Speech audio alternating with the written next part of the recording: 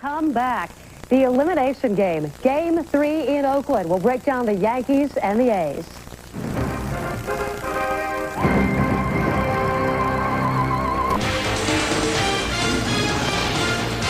Out with the old and in with the new. Maybe the order of the day in Oakland. The Yankees dynasty is desperate, and the new kids on the block would love to take their place as the regular invitee to the ALDS. Hi, everyone. Welcome inside the Fox Network Center. I'm Jeannie Zalasko along with Kevin Kennedy. The road to the World Series goes through Fox Sports, your exclusive home for the entire postseason. Who is afraid of the big bad Yankees? Certainly not the A's. From a wild card to possible giant killers, Kevin. Yeah, I think the Oakland A's really showed their poise with Mark Mulder and Tim Hudson in Game 1. No fear in the Bronx, no fear at Yankee Stadium. They were absolutely outstanding. Now they're back home with a 2-0 lead. They got their hot man, Barry Zito, on the mound. Joe Torre, loyal to a fault sometimes, but as you suggested the other night, he did make some lineup changes. Well, let's face it, O'Neill and Justice have not had great at-bats in this series. You got to get some right-handers in there against Barry Zito's breaking ball. Shane Spencer hits seventh, plays right field, and you've got Velarde in the lineup, a former Oakland A's second baseman. It's DHing tonight. Soriano in the 2 spot. I like the moves by Joe Torre. He needed to do this to get some right-handed bats in that lineup. 15 of 18 home runs off of Barry Zito are off of right-handed hitters. The Yankees on the brink of elimination. The same could be said for the Cardinals as they face the Diamondbacks on a Saturday. And guess what? They live on. This series shifting to Arizona for Game 5. Great matchup on the Fox net tomorrow night. It is Curt Schilling versus Matt Morris, rematch of Game 1, and a final that was final a long time ago. Indians over the Mariners, 17-2. Tribe have the 2-1 series lead. We'll have more from the Fox Network Center, gearing up for what should be an incredible game in Oakland. Stay tuned.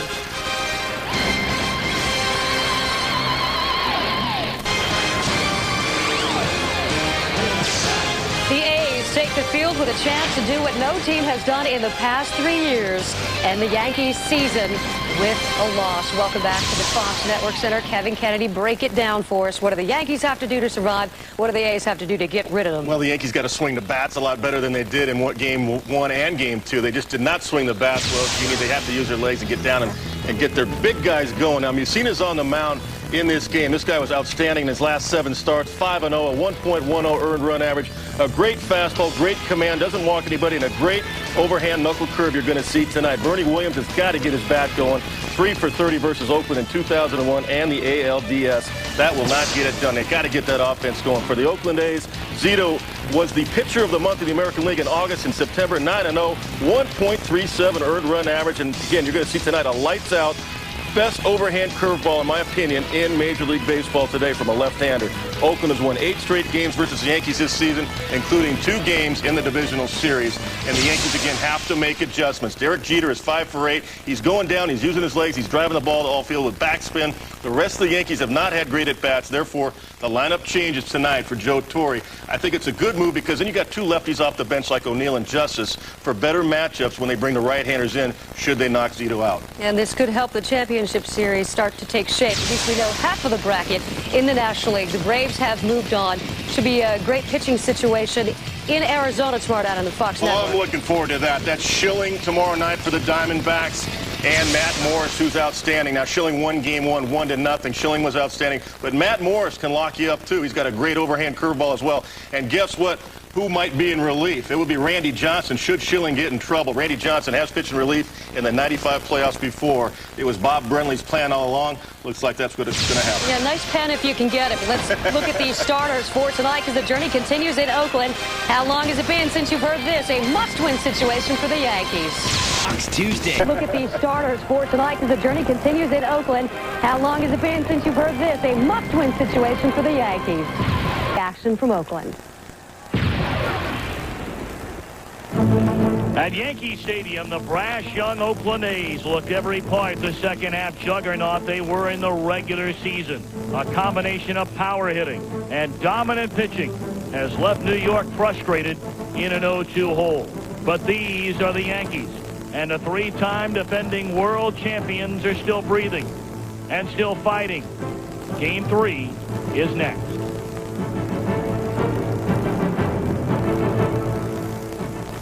We're going national.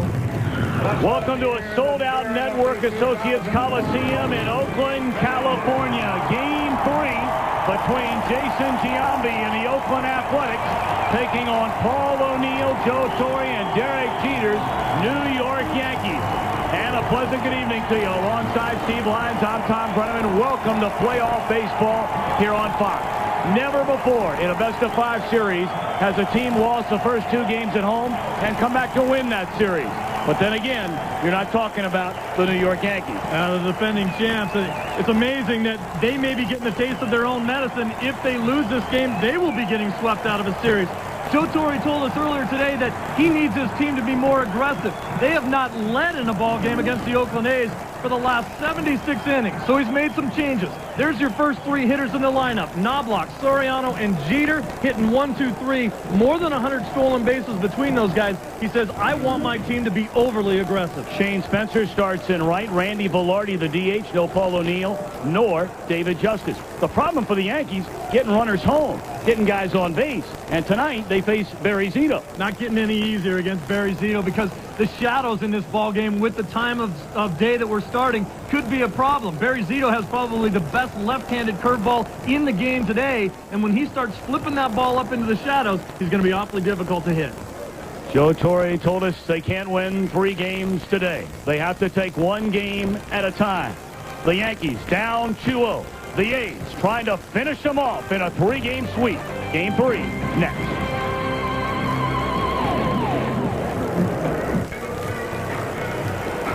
Waiting for the Oakland Athletics to take the field, and this is going to be a rocking house here tonight. Maybe not the same decibel level necessarily it was at Yankee Stadium. This is a huge facility since they've added what they call Mount Davis.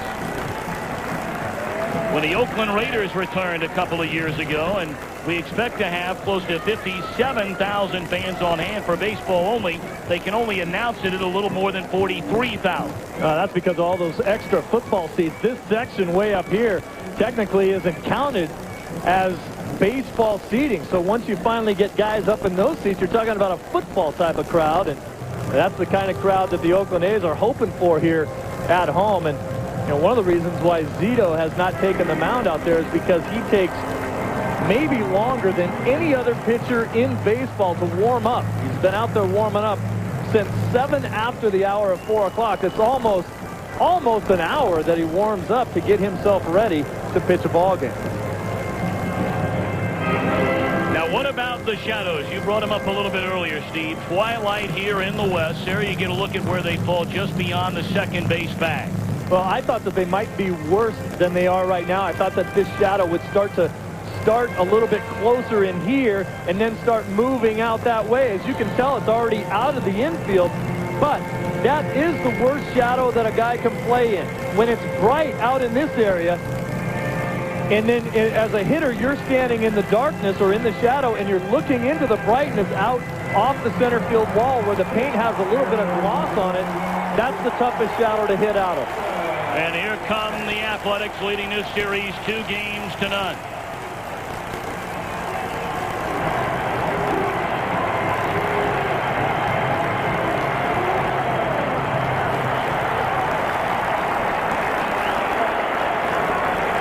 We mentioned Joe Torre changing his lineup for a game 3 of this series. No Paul O'Neill, no David Justice. Loading up the lineup with a right-handed batsman at the top of the order.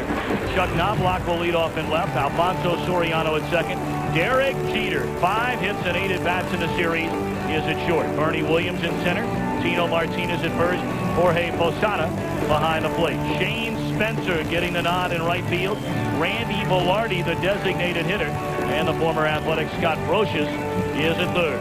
A pair of 17-game winners locking up here today. Barry Zito gets the ball for Oakland. Yeah, Barry Zito, a lot of people know the story behind this guy. Kind of a guy that's out there a little bit, a very smart guy, but a very eccentric pitcher. You see the numbers, look at the scouting report on Zito.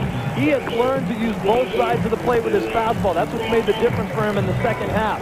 We mentioned in the open, maybe the best left-handed curveball in all of baseball, a big 12-6 breaker. And this is a guy, for a 23-year-old kid who has as good a mental preparation and watching the tape, studying video, getting himself prepared to play as any veteran in the game today. We'd like to welcome those of you who were watching The Cleveland Indians dismantle the Seattle Mariners 17-2 the final in that game. And all of a sudden, Steve, the Tribe within one game of eliminating Seattle. Well, we always knew that the Tribe could swing the bat. We weren't sure about their pitching, as most of the country said, hey, if their pitching can hold up, that team could be a very, very dangerous team in the playoffs. Zito made one start against the Yankees in the division series last year, was a winning pitcher in an 11-1 decision at Yankee Stadium in Game 4. The A's gave him an early lead, scoring 3 times in the opening inning, and he never looked back.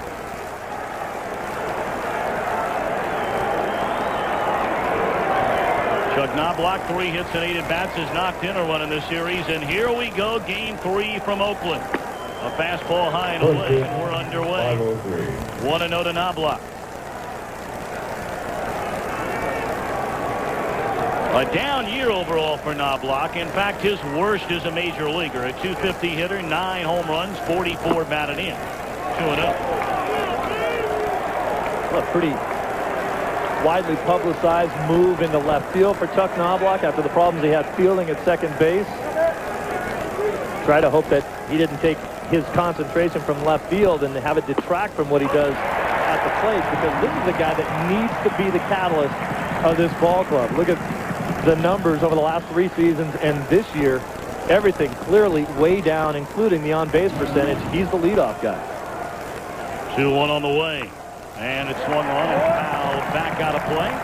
Just below our booth. 2-2 to Knobloch.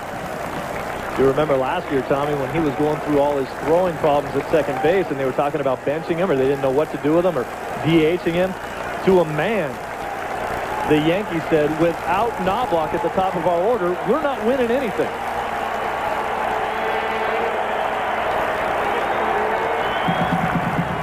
On the ground, Tejada charges and boots it.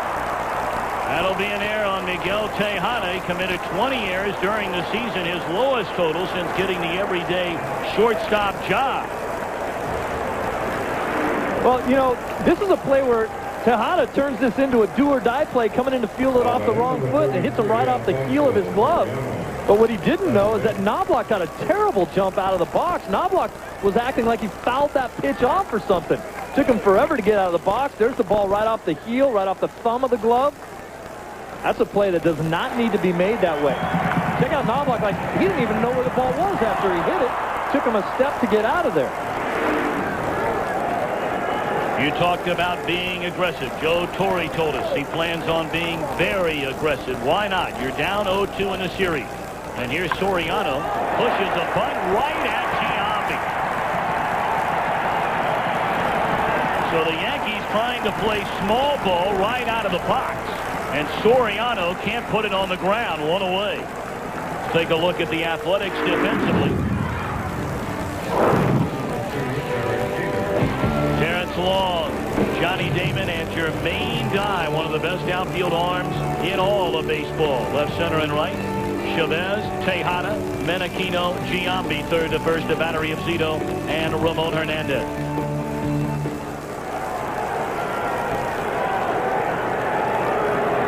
Now Derek Jeter. 5 hits and 8 at-bats.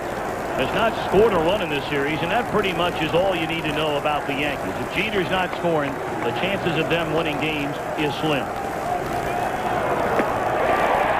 Good change-up by Zito, 0-1.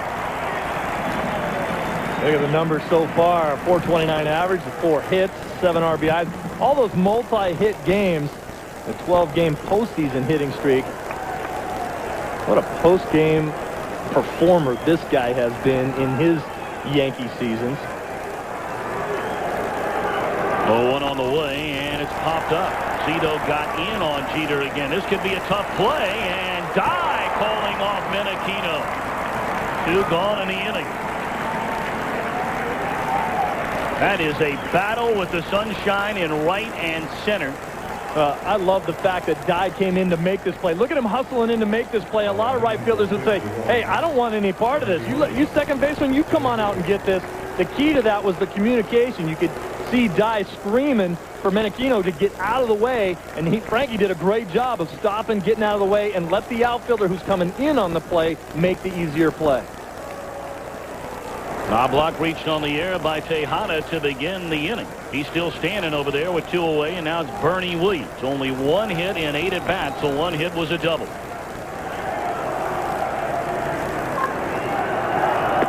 Fastball to the outside corner, a strike.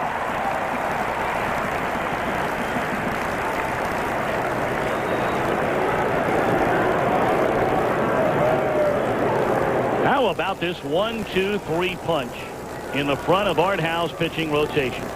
Mulder, terrific in game 1. Hudson, spectacular in game 2. And many will tell you Zito is the best of the lot, and he's going in game 3. You'll get a lot of debate on which one's the best.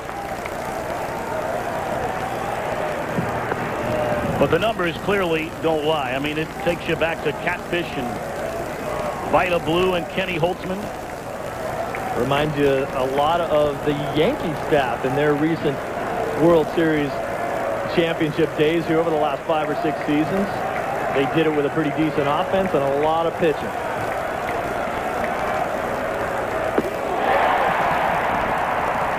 Oh, 2 to Williams. See, this is the ability that Zito has to change speeds. Pretty good fastball, but then that big curveball. I mean, that thing starts off at your head, ends up at your ankles, and it is so tough to pick a spot to hit it.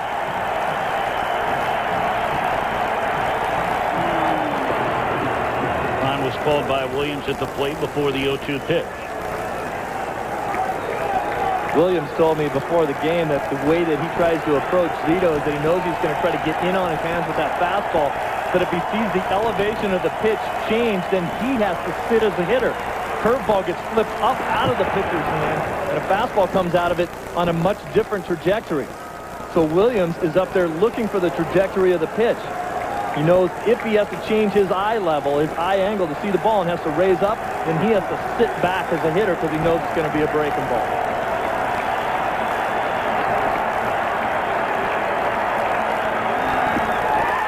Breaking ball, and the inning is over. An error, 1 left, an impressive opening inning by Zito. The A's bat when we return.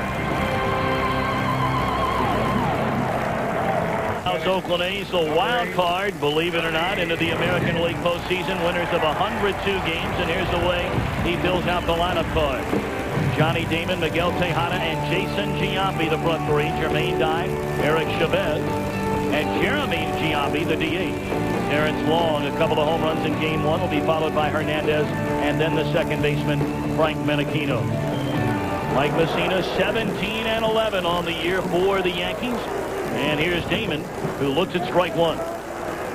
What another outstanding season for Mussina. This is the number that I like right there, 42 walks. The guy just has unbelievable control, throws the ball where he wants to. He's got about 6 pitches. Damon had 4 hits in the series opener. He's 6 of 9. Check out the scouting report. One of the reasons why he's so effective is because every one of his deliveries is exactly the same. He hides his pitches. He can throw any pitch anytime for a strike, and the guy has pinpoint control. He will paint all day long with any pitch he wants. We had Damon way out in front there, and Mussina ahead at 1 ball and 2 strikes. Telecast also, pardon me, Steve, available in Spanish by utilizing the SAP button on your television. Pardon me, my young friend. Not that much. 2-2. I talked to Jorge Posada, and he told me, you know, he throws mostly a 4-seam fastball because he wants to ride that fastball, but he can't cut it. He'll also throw a 2-seamer every once in a while. He's got a knuckle curve and a regular curveball and pretty much a straight change. Pulled down to Tino Martinez. Pretty nice play there. That ball almost flattened out on him a little bit. 1 away. The Yankees defensively. Knobloch, Williams, and Spencer left, center, and right. Martinez, Soriano, Jeter, and Brocious, the 99 Gold Glove winner. 22 errors during the regular season. He's made a couple of dazzling plays. And then the big boot in the 9th inning of game 2, which gave the A's a 2-0 lead for Jason Isringhausen.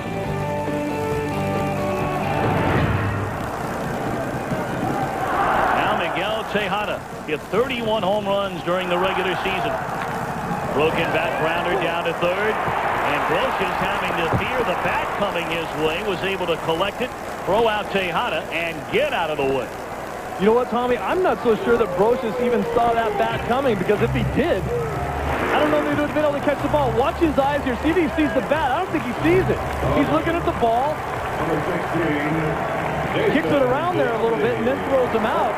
That bat was headed right at him. And I really think it's a good thing that he didn't know it was coming, because there's no way you could keep your concentration on both things at one time. And, you know, I know you want to play a good third base down there, but you see a bat coming at you, your mind will start headed towards that bat instead of catching the ball. You can understand that. Now the reigning American League most valuable player, Jason Giambi. And a big breaking ball in there, a strike. Giambi hit 38 home runs, knocked in 120 runs.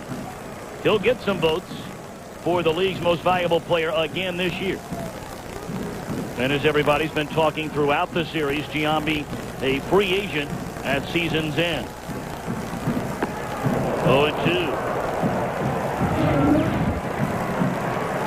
Get a look at the numbers comparing Giambi's 2000 season when he won that MVP award with this year's numbers.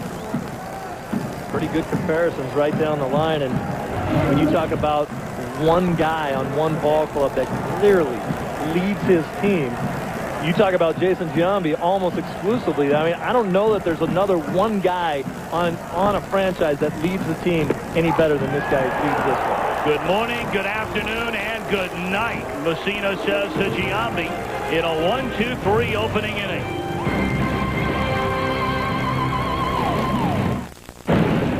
Sometime This East is brought to you by MasterCard. There are some things money can't buy. For everything else, there's MasterCard. By Siemens, global network of innovation. And by Budweiser, with the crisp, clean, refreshing taste you'll find in no other beer. This Bud's for you. Top half of the second inning, no score in Game 3 in this American League Division Series. And Tino Martinez hit with the first pitch from Barry Zito to open this inning. Tino looking out there, and they have barked out at Zito. At this point, the Yankees will take him on base any way they can get him. Well, you know, down through time here over the last 5 seasons, it seems like Tino Martinez is the target when someone gets hit. Now, that's no way intentional, but that hurts. Right off the inside elbow there. He tried to turn away from it. And Martinez always seems to be the guy on the Yankees that they drill. So I think he gets tired of it. Even when he knows it's not intentional. Not at this time, but it doesn't make that elbow hurt any less. No. Zito only hit 13 batters during the regular season. That's not a huge total for a guy who throws well over 200 innings. Ball one high to Jorge Posada.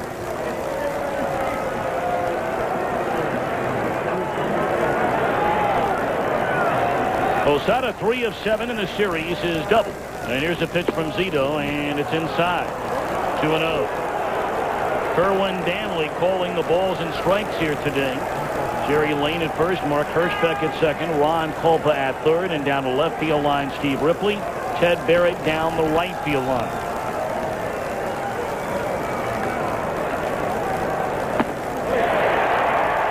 Something Joe Torre will not be happy about with Posada. He said that his team has to be more patient.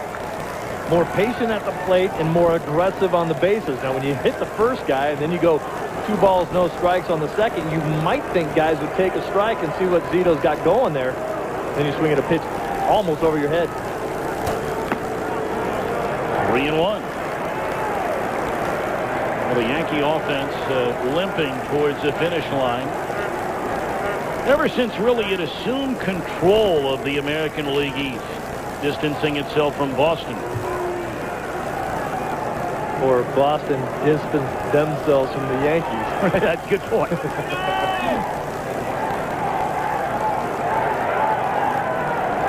3-1.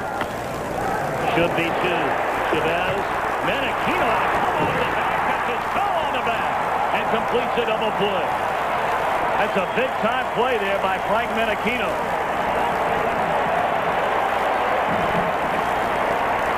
Well, Chavez let that ball tail on him a little bit. It was hit so hard, he should have known that he had more time. You see him sidearm it. Look at Frankie make a great play over there. Keep his foot on the bag. Now he knows that he's in a little bit of trouble there. The last thing the second baseman wants to have happen is to have him pulled into the line of fire right there. Here comes Tino right at him. Menachino does a great job of taking the extra step because he knows he has time. Get himself out of the way and turn the double play. Now Steve Spencer.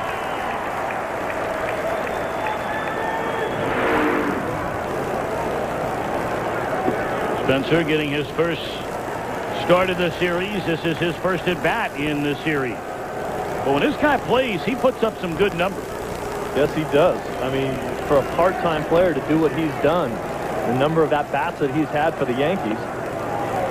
Come all the way back from the reconstructive knee surgery that occurred a year ago, and the numbers don't lie. There you go. Pretty good record when he's in there. And I'll tell you, when he came up for September a few years ago, when they were calling him the natural, when he was hitting all the home runs and doing what he did for this organization. A lot of people in baseball think that he could be a regular player in another organization. Instead, sits and waits his turn for the Yankees. Getting over. Second strikeout for Zito. He hit a batter to start it. Got a double play. And Fan Spencer. No score.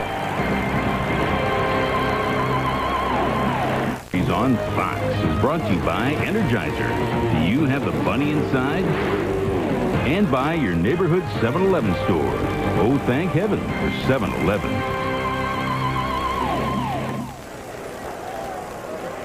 Welcome back to Oakland. No scores. The A's come to bat here in the bottom half of the second inning against Mike Mussina, who retired the side in order. In the Oakland first, Jermaine Dye takes a breaking ball to dirt. Coming your way tomorrow, Game 5 from Phoenix, Arizona, between the Cardinals and the Diamondbacks. Matt Morris and Kurt Schilling will lock up. And what a game that figures to be. Those two matched up in Game 1 of that series, and Schilling outdueled Morris 1-0 the final. Yeah, baby. A catch in the boot by none other than Steve Psycho Lyon. And I had to save you again, too. It's unbelievable how I have to reach over and save you every time. Guilty as charged, brother. That's a big-time play. Yeah, but now I can see what you meant about bouncing off a monitor there and hitting you in the... Well, that's Mustin. At Shea Stadium in New York. Try to reach over to catch one, get the monitor out of reach, right back in the old nose. That felt good. And I can see the permanent damage left. On the high hop. Throw in time to get Jermaine Dye. One away, 4 up and 4 down. Starting from Mussina, which had come as no surprise. He has been Zito on game over half of the season. I mean, both been all it is one of two ways to get around 200 innings as a pitcher. And he says for him, it seems like he starts to get stronger and has more command of his pitches once he gets into that area. Now Chavez. And that one swung on and fouled back out of play. And some of you may be wondering, you know, you've heard him called Chavez. And we asked him about it, and he said he doesn't really mind either way. He said, but his father has always pronounced the family name Chavez. So you always want to honor mom and dad. And Eric, we're going to do the same for your dad. Your dad says that's the way it is. That's the way it is.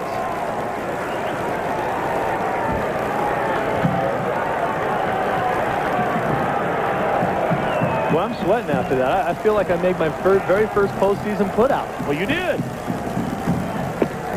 Blowing away. 1 ball and 2 strikes. I mean, I've been sitting up here with you for crying out loud for 22 weeks. You've been kicking them all over the league. Oh, but now, man, on the biggest stage, you come up with a point.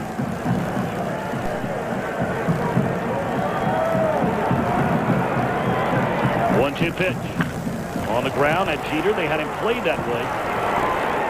Just to the third base side of second. 2 up, 2 down. Mussina has pitched very well in a couple of starts against the A's here in Oakland.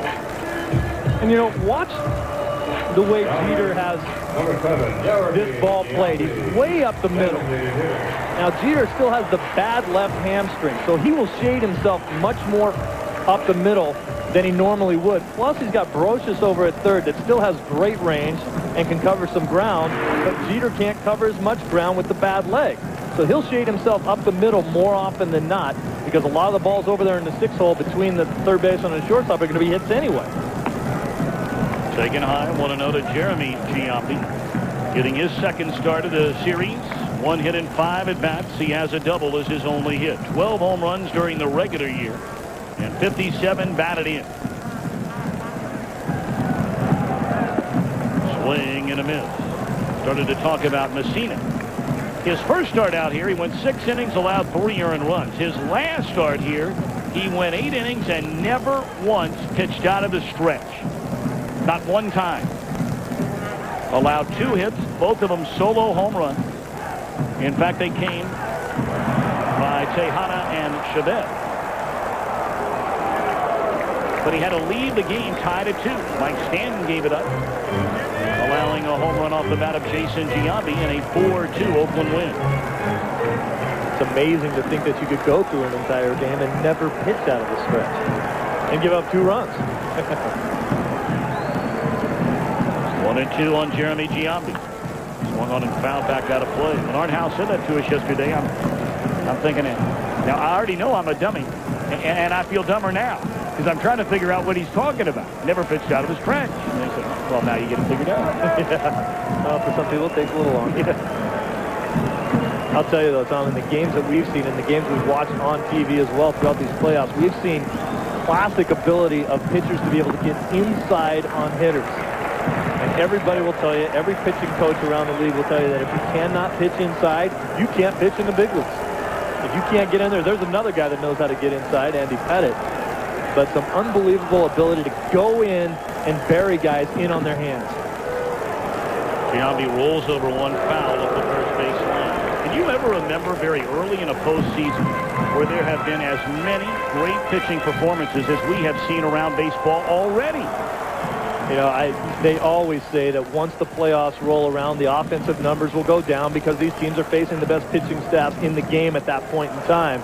But the pitching duels that we've had, and I truly believe that the lack of offensive numbers we've seen, you know, with disregard to the Cleveland game today, but the lack of offensive we've seen has been because of tremendous pitching, not anemic offense.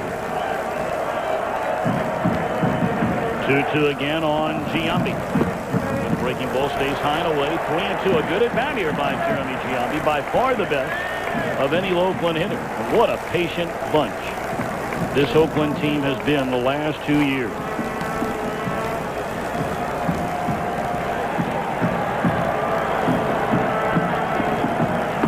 Ball 4. That's an outstanding at bat. And it's funny when you talk about the attitude of the players on the Oakland A's and their reputation around the league as a bunch of guys that are too young, have too much fun, and go about things a little bit differently, and then how the discipline changes when they get on the field and play the game, and you realize how well they understand what they're doing out there.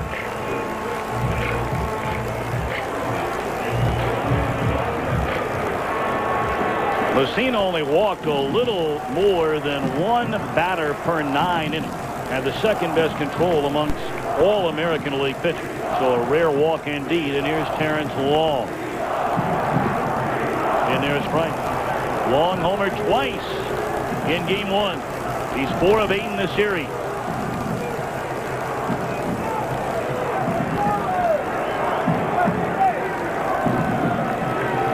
Long, like Tejada, played in every Oakland game this season. Has played in the last 237 consecutively.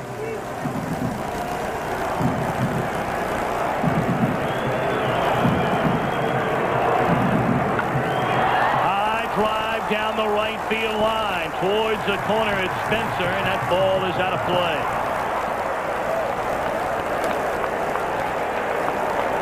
Now that was close there, just a long strike. But when you talk about the home runs that he's hit already in this series, Long's home run numbers went down this season over last year. Again, just throwing in his wheelhouse and not think that he's going to take a hack at it.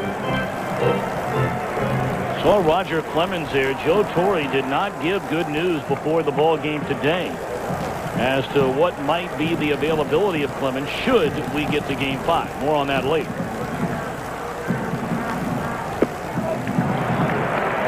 One and two. A lot of people will look at Mussina and say this, he does a real funny thing when he goes into the stretch with the big dip. But it's just so that he can take a peek at guys over there at first base.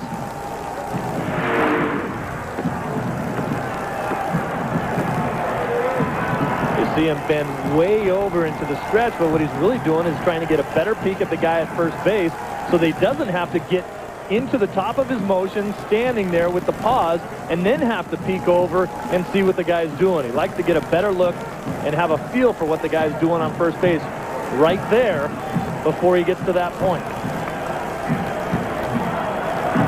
Swing and a miss, and the inning is over. Second strikeout of the game for Mussina. We go to the third, no score.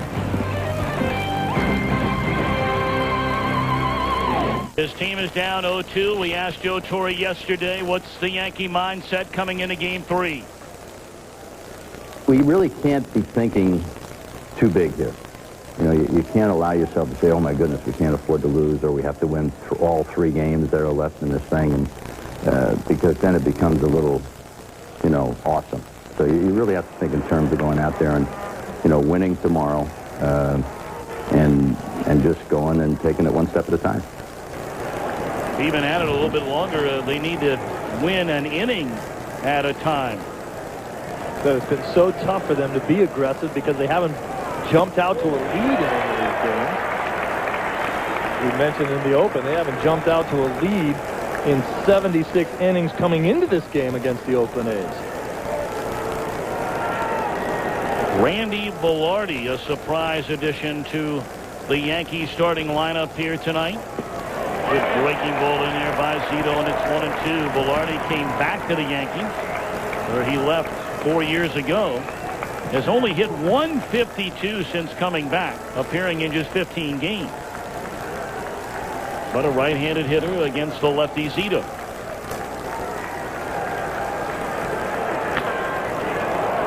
In the air, straightaway center field for Damon. One away. You know, Tom, some people might criticize the fact that Joe Torre made some wholesale changes. You don't have O'Neill in the lineup. You don't have Justice in the lineup. Both of those guys have struggled, both left-handed hitters, trying to get his righties in there. But at the same time, that's also between those two guys, 39 home runs sitting on the bench, as compared with just 10 between Spencer and Velarde.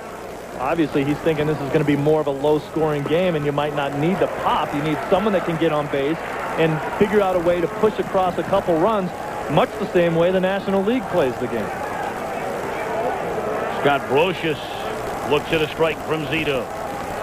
Left-hander, a quick worker, and a breaking ball in there, a strike. And if you had his stuff, you would be too.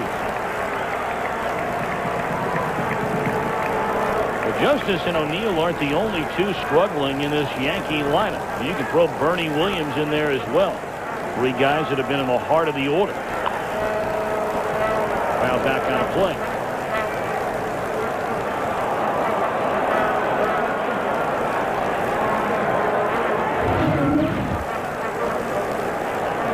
The 3 guys, and you look at the numbers, the at-bats and the hits. Woo!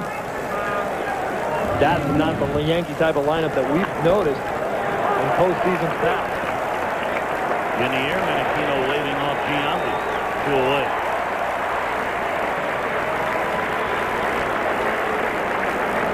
Both pitchers right now in some kind of groove, putting the ball where they want to put it, outstanding breaking pitches.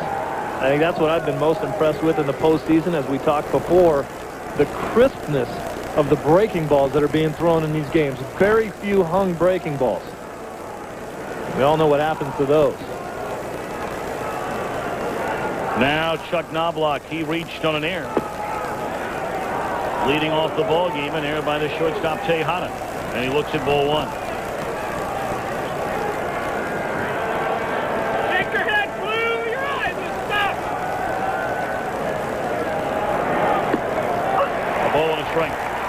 We talk so much about the shadows. There are shades on the windows out here that they've put. If you can see in this area, these are all shades. It's not lights. It's the reflection of the sun. Huge one right there back on the game.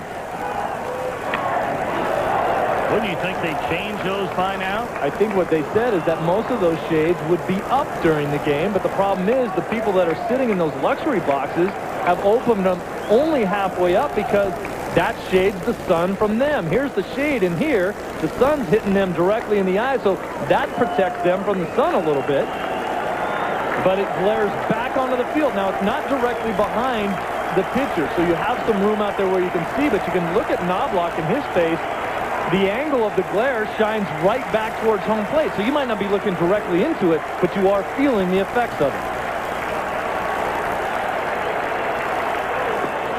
Ooh, big breaking ball. Zito didn't get the call. Boy, when you see a ball that starts up over your head, and that one hung up there a little bit, maybe the only reason he didn't get the call, a little bit backdoor there, might have been off the plate a little bit, but we've seen that pitch start over Knobloch's head and end up at his ankles.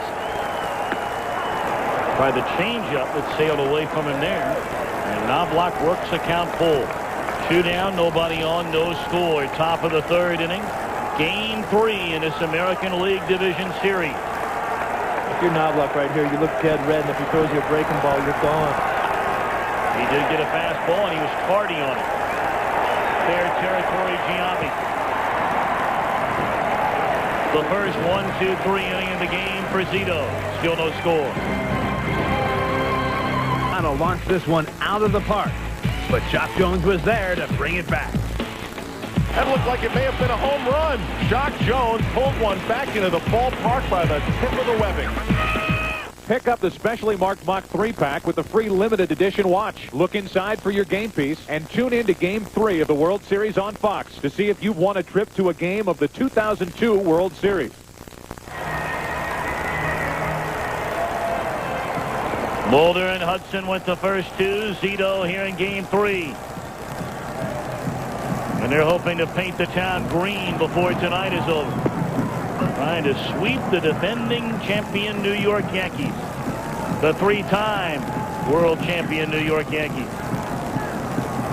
Winners of 4 of the last 5 World Series titles.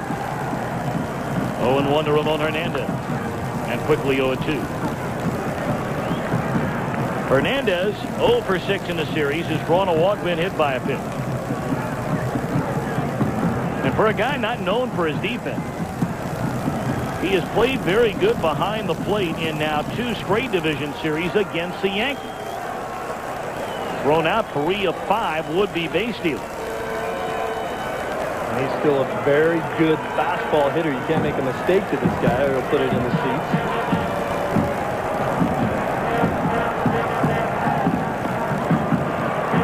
So he doesn't get a fastball. 1-2. You know, we talked so much about how young this pitching staff is. There's Mark Mulder chewing on what used to be a lollipop. Those kids are like 14 years old when they're done pitching. They go back and eat candy. 1-2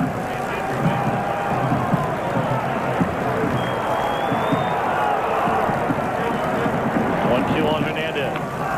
And a roller slowly hit up Roche's way. Bare hand throws. And the tag by Martinez on Hernandez. 1 away. Well, we talked about Brocious winning a Gold Glove last year with 22 errors this season, which isn't bad. I played down there at third base. Boy, I'd be happy with a 22-error season. Right there, barehanding the ball. That's one of the toughest plays in the game, because if you miss it there on a play like that, they probably won't give the guy a hit. They'll give you an error. If it's a guy that's a really speedy runner, then maybe he gets a hit. That's a tough play to barehand and then make a good throw on. You see that throw pulled him up the line a little bit, but Tino over at first getting it done. Frankie Menechino, 1 of 8 in the series. In there, strike. Menechino didn't figure to get nearly the amount of playing time that he's received this season. He was the backup for the very talented young second baseman Jose Ortiz, who got hurt, was ineffective, wound up being traded to Colorado in the Jermaine Dye deal. Menechino got a chance to play every day. He wore it out for the first half. Hit under 200 over the second half. Well, you see that big arm pad that he has on his elbow. He took a shot off the elbow, got hit. He's been hit 19 times. He doesn't mind getting hit. He'll stick his ribs in there. But you see the second half numbers. He said what happened. He got hit right off the elbow. Still very, very sore. Can't extend. They said people were going away from him. He couldn't extend out there to hit it, and he was like a little baby up there trying to hit, he said. 1-2, and Menachino having words with Kerwin Danley, the home plate umpire. Well, Menachino's only about 4 feet tall, so he's thinking that this ball's up and out of the strike zone. That's the high strike we've been talking about. Menachino's a little taller than that. Wow. That is a high strike.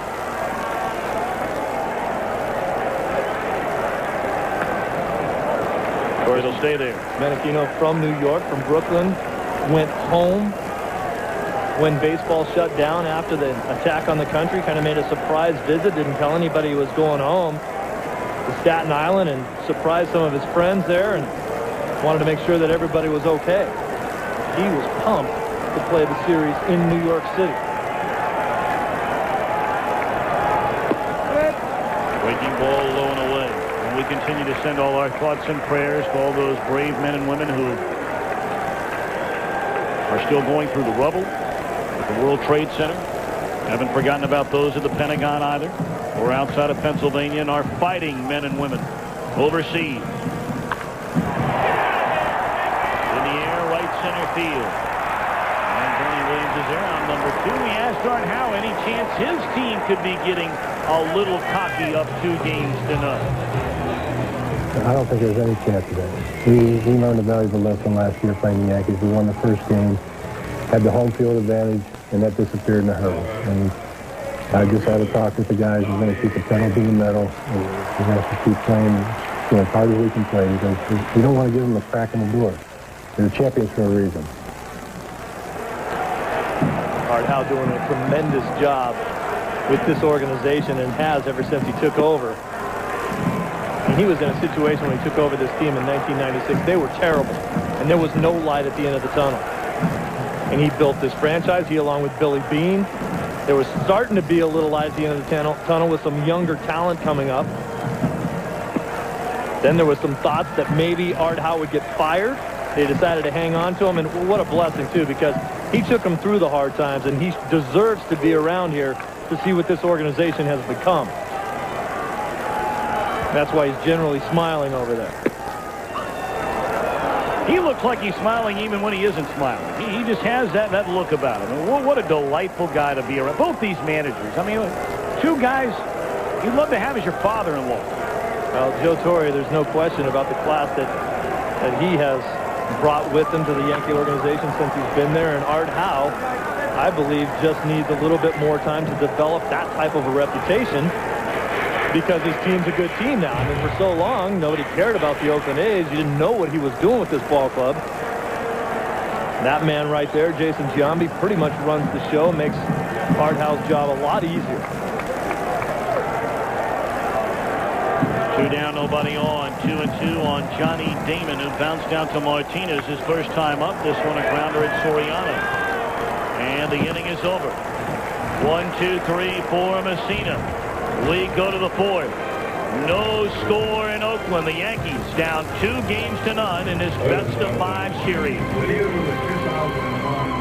League Baseball Authentic Collection Premium Series on Fox is brought to you by MasterCard. There are some things money can't buy. For everything else, there's MasterCard.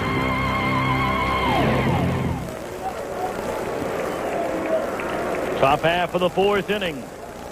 No score. In fact, we haven't had a base hit from either team. Barry Zito on the hill, a 17-game winner for Oakland. Mike Mussina, a 17-game winner for the Yankees. And both have been outstanding through the first 3. Breaking ball in there, strike to Soriano. How do you hit that pitch? Tip your cap. Hope he throws it for a ball.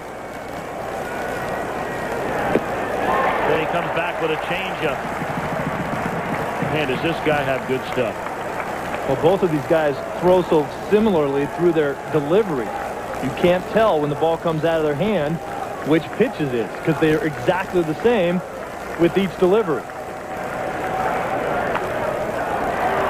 Soriano has seen a breaking ball, a changeup, and a fastball into foul ground and into the first row beyond the Yankee dugout.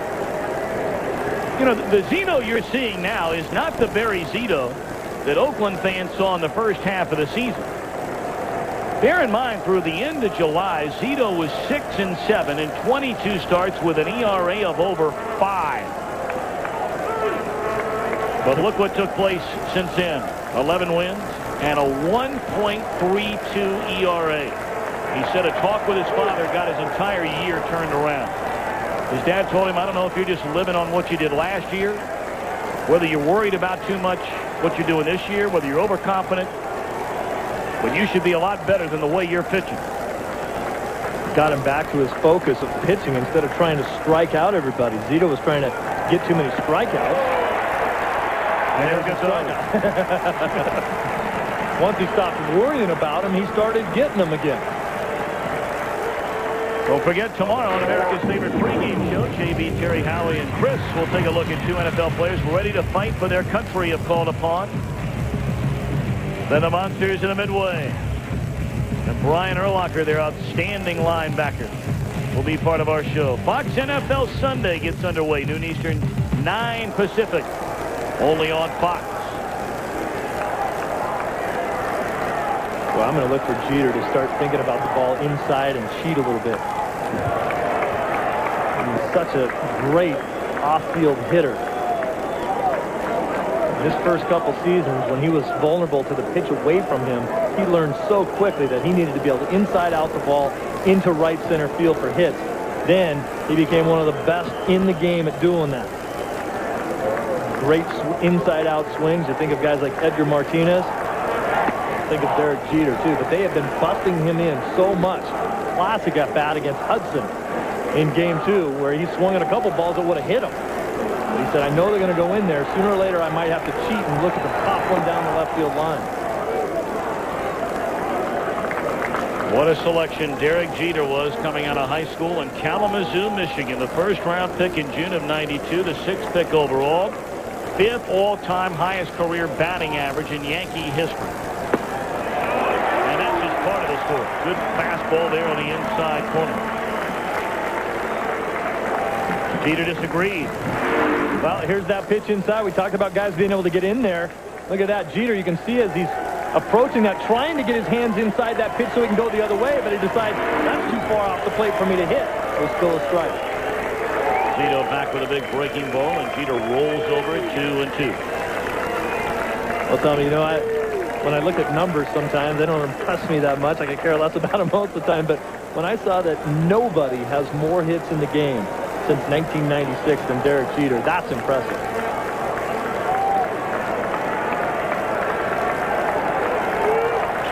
Two to Jeter.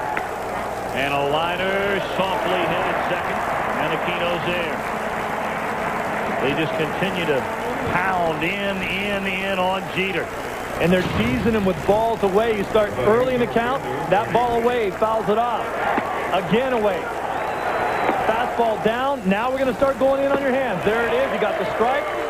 In on the hands again. And now Jeter still wants to stay inside the ball, tries to go the other way with it. And he gets in off the fist of Jeter, and he doesn't have enough guts to get it out of the infield. Excellent, excellent pitching. Now Bernie Williams, he takes high and away, ball 1. You know, I looked at that last pitch. It didn't look as far in as some of the ones that Hudson was throwing the other night. Did Jeter almost jam himself there, Steve? Only because, you know, his philosophy of the way he wants to try to go the other way. That's what's made him so successful. Sometimes it's hard to get inside that ball. You're trying to pull your hands inside, drag the bat head through the zone, and you can naturally jam yourself a little bit more often. That's why I said when Jeter was talking to me yesterday, he said, sooner or later, I might have to look at that pitch and look to pull it. Well, he did that on the pitch before. Then he went back to his philosophy and said, I got to get a base hit somehow here. There's a roller up to third, charging hard. Chavez, backhanded to end the inning. They believe Chavez deserves a gold glove for his work at third base this season. After 3.5, pitching reigning supreme in Oakland. Bottom of the 4th inning, Miguel Tejada to lead things off for the A's against Mike Mussina, and it's ball 1 down and in. Tejada bounced out to the third baseman, Brocious, his only time up.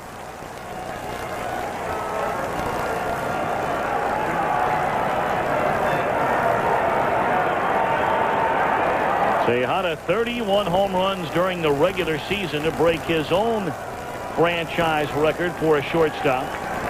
He knocked in 115 runs last year, 113 this year. 1-1. Those are pretty impressive and consistent power numbers, productive numbers for shortstops, and he's one of the guys that's very underrated at that position and very rarely gets talked about when you talk about the top shortstops in the league. Low and away. Get a look at 3 of the shortstops in the American League and what they've done over the last 2 years. Tejada a lower batting average than A-Rod or Derek Jeter. Sandwiched in between as far as home runs and knocking on the door of Rodriguez and runs batted in. In the air, left field. Shy of the warning track and on the warning track. Knobloch over to get it, 1 away.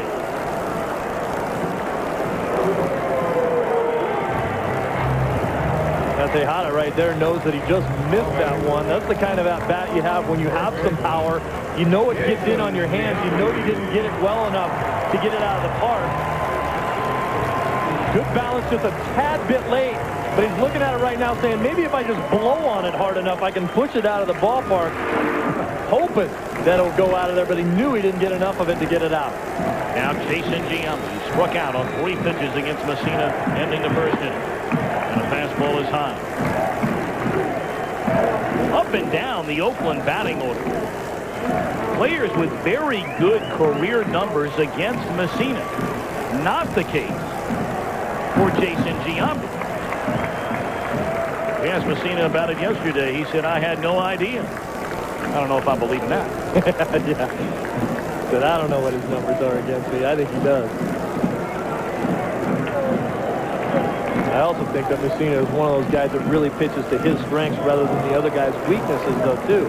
He knows what he has to do. He knows what he can do. I don't know that he really notices the next hitter that comes to the plate as much as he knows what he wants to do with each guy when he gets there. And you may be asking, well, what are the numbers? 7 of 33 is Jason Giambi against Mussina. Has never homered against the former Oriole turned New York Yankee.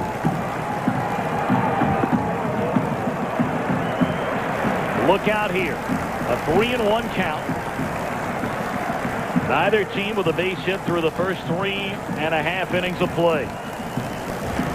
Anything close, and Giambi's coming out of his shoes. He might be sitting on something off speed here.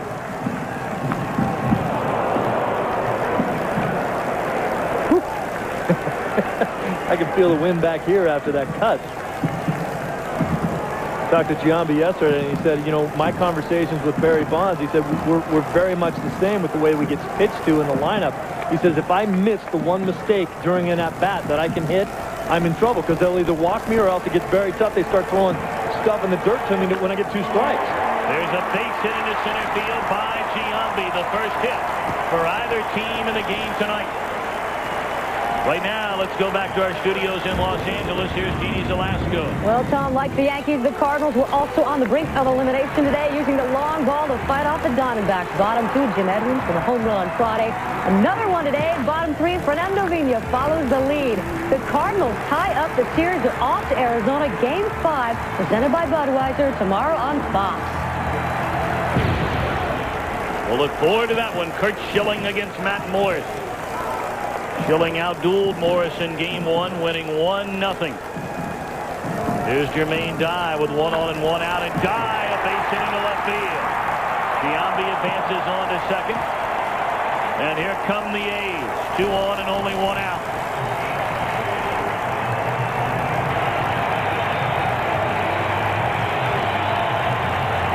Well, this sort of illustrates what we talked about with Derek Jeter playing double play depth. Obviously going to be a little closer to second base anyway. That's a bullet hit right there. Jeter can't quite get to it, but Jeter does not go to his right nearly as well as he can go to his left because of the bad hamstring. That ball was pretty much smoked, so I don't know if he could have gotten it anyway. Now Chavez with 2 on and 1 out. First pitch swinging and a hearty cut and fouls it straight back. The A's are 0 for 19 with runners in scoring position in the series. And that's terrible. We know that, but we'd be talking a lot more about it if they were down 2 games to none rather than up 2 games to none. When I played baseball for Boston, Walt Reniak was the hitting instructor there. He said, I'll take men left in scoring position all day long because I know sooner or later we'll knock them in. Hammered down the right field line, but foul. Mussina got away with one there. But at the end of the swing, it's just a loud strike. This is a great job by Posada to come out and talk to Mussina because he's made a few mistakes over the last couple hitters. That's a fastball out over the middle of the plate. What's the balance here? He just gets out in front of this just a little bit and hits it just out in front of where he wanted to. That's a pretty nice power stroke right there. The mistake, two mistakes in a row to Giambi, and he got a base hit. A ball out over the middle of the plate to die with a base hit, and then that ball right there that just got hammered. Mussina's got to start getting back to the corners. Way inside. 1-2 on Chavez.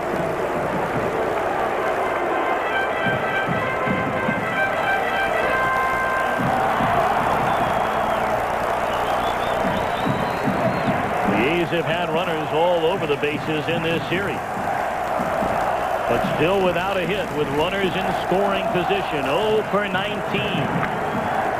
in the air down the left field line, slicing foul and out of play.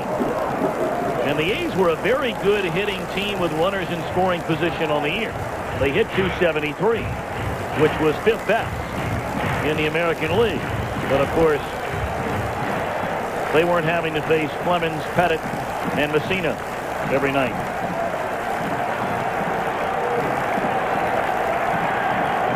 This A's organization was willing to give Chavez a lot of time to mature as a hitter. They always knew he could catch the ball. They said it would take a while to hit. On the ground, down to first. Martinez goes to second. They get one, and no throw on the return with Mussina covering the bag by Jeter. So a fielder's choice by Chavez. Giambi advances on to third, 2 gone.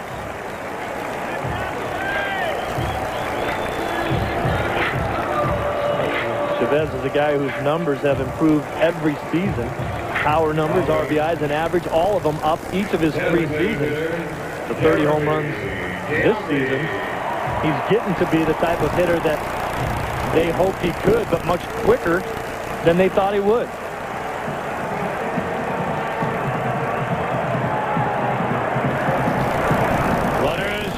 Corner. 2 away, no score in the bottom of the 4th inning. And a breaking ball to knees to Jeremy Giambi, strike 1.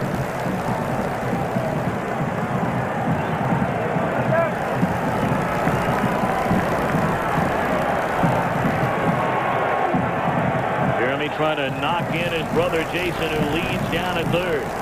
Over at first, it's Chavez. Look at these numbers. What they've done with the bases empty in this series, hitting 4 home runs. And what they've done with runners on base.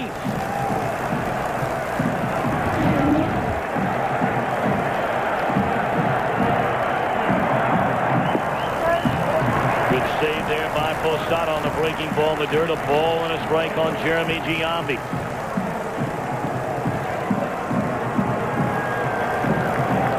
The A's trying to jump in front yet again. They have never fallen behind in the first 2 games of this series. Two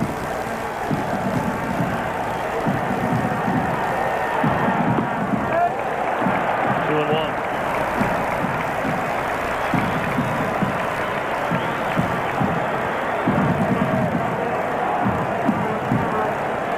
Giambi trying to change that goose egg.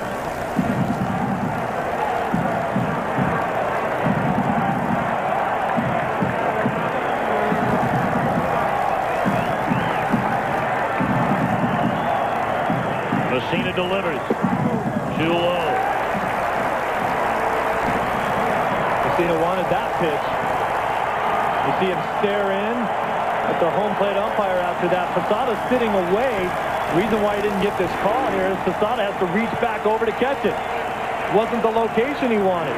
And I got to be honest, they're really nitpicking around here with Jeremy Giambi, who's had trouble against Mussina. Long's on deck, and he's worn Mussina out.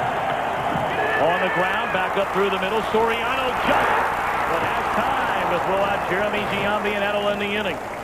So Mussina barking at the home plate umpire Kerwin Danley over a couple of close pitches, but Mussina able to get out of the inning. We go to the 5th. No score. Zito is not allowed a hit through the first 4 innings. No scores. We're set to start the 5th. It'll be Tino Martinez, Jorge Posada, and Shane Spencer due up for New York. Martinez hit with the first pitch of the inning, and that one hammered foul. 0-1. Martinez hit leading off the second inning.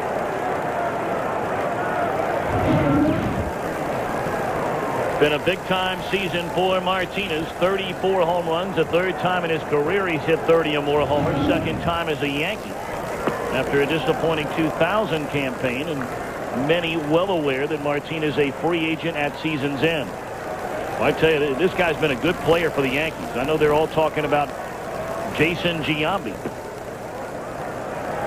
and whether or not maybe they'll go out and try to pursue him. I mean, that's all the talk, all the rumors and so forth, but Tino's been a pretty darn good player for a long time. Yes, he has been an excellent player, and in Tino's defense of where he plays next year, the Yankees aren't offering the type of deal. I don't think they're going to offer him the type of deal that's going to want to make him stay here, even if they don't go out and get somebody else. The Baltimore Orioles very interested in him. Tino's going to probably command upwards of the $10 million mark, from what I'm hearing from the Baltimore area, for 3 or 4 seasons.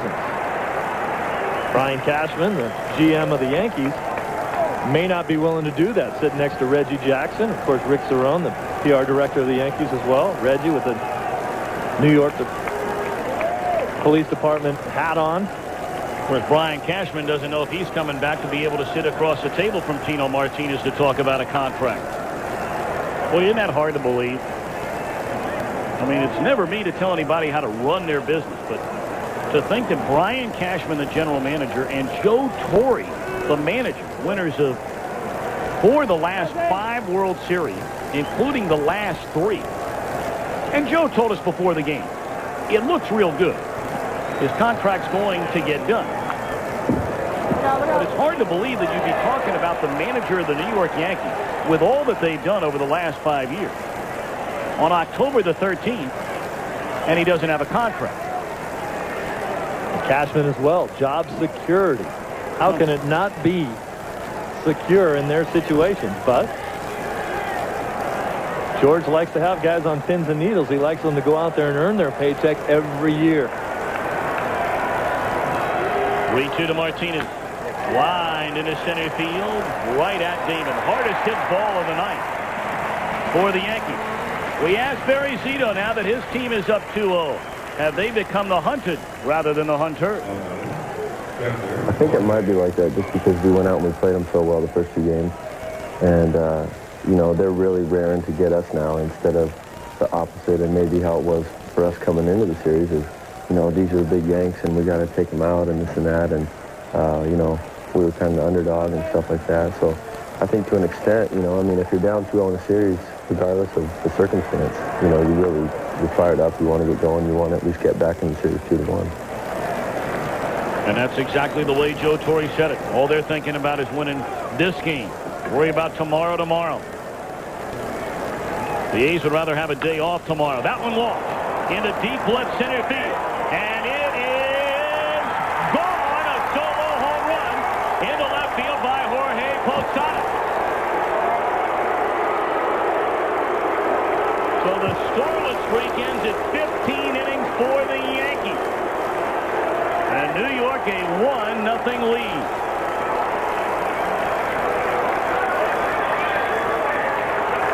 Well, Posada told me yesterday that he was going to do the same thing. He tried to look for one pitch and try to get the fastball on the inside part of the plate and hope that he'd miss out over the middle with it enough for him to get a good swing at one. Well, the Yankees have their first lead of the series, and this one smoked down the left field line by Spencer. And he's on his way to second base with a one-out double. Well, all of a sudden, 3 hard-hit balls in the inning against Zito. The liner to center by Martinez, the homer by Posada, and now a double by Spencer. Now here's the Posada home run that we talked about. Look at the location of this ball. Right down dead central.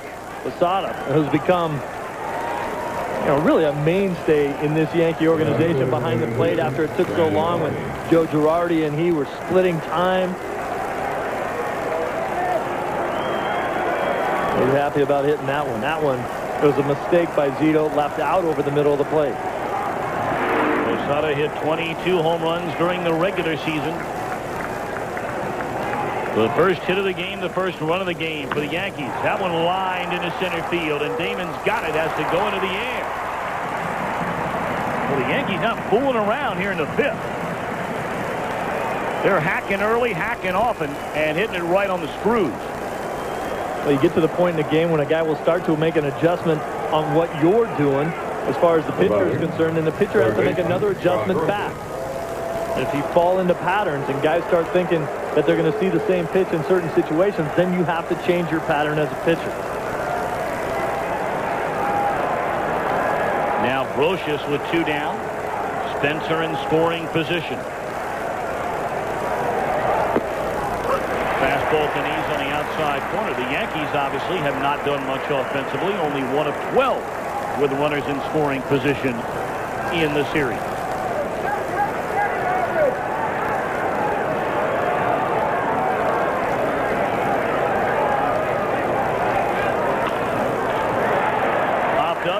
Center. Damon on to get it, and that'll end the inning, but not before the Yankees strike first. They were no hit by Zito through 4 1/3, and then this 1-0 New York.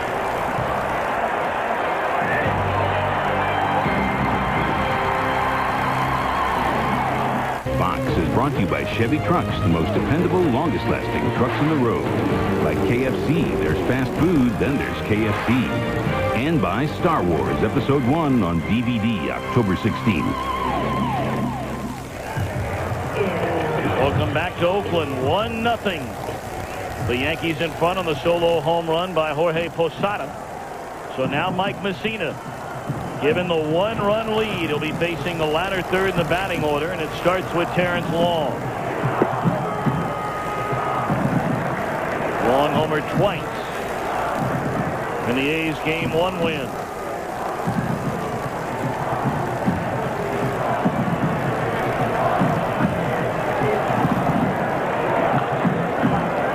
In the air, foul territory, and that one is unreachable for Brocious.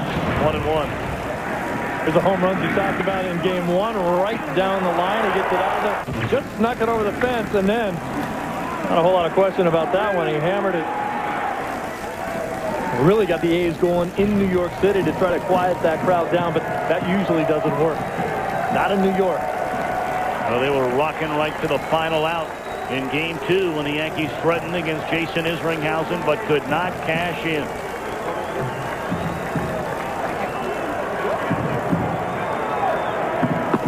Two and 1. Remember last year, Terrence Long was the leadoff hitter on this ball club. 2 home run postseason games. You just see Long right up there for the rest of the guys here in a A's uniform that did it. That man right there, Reggie Jackson, on the list as well.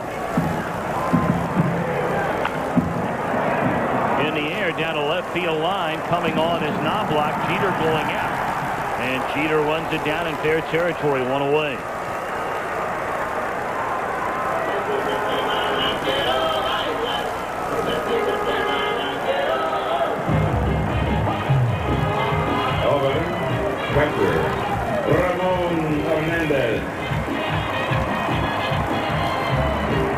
Mussina, 32 years old, the native Pennsylvanian, after pitching brilliantly for the last 9 years in Baltimore, signed as a free agent to come to New York during the offseason. And Hernandez down a strike.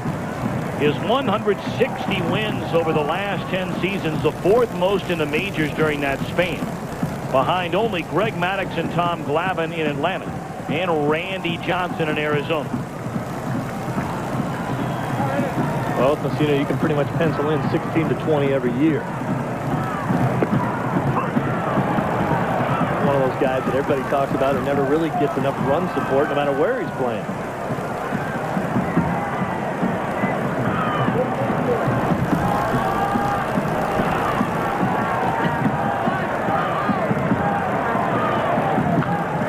Back out of play. You think hitters are starting to see it a little bit better now as nighttime is closing in? We're still probably a good 45 minutes away from being completely dark. Yeah, when you talk about when you play the game, certainly the darker it is outside, to let the lights take effect is the best situation. I know I would rather play at night than in the daytime, even though they say that the light only shines on the top half of the ball, so you really only see half of it. I thought it was tougher to see in the daytime with the glare and the brightness. Breaking ball, strike 3 of Deniz, and Hernandez is gone looking. And we're taking a look at our MasterCard fan cam. Over 56,000 here in Oakland tonight.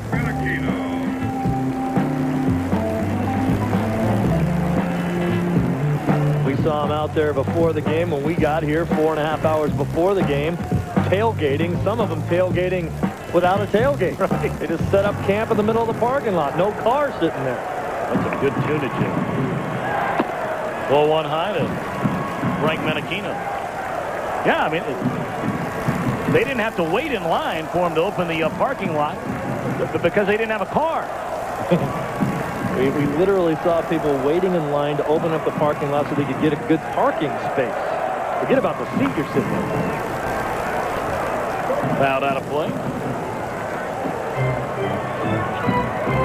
Only 2 hits against Mussina.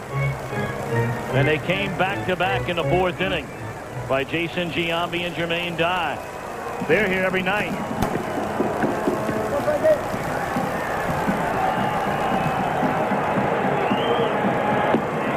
Breaking ball and a dandy.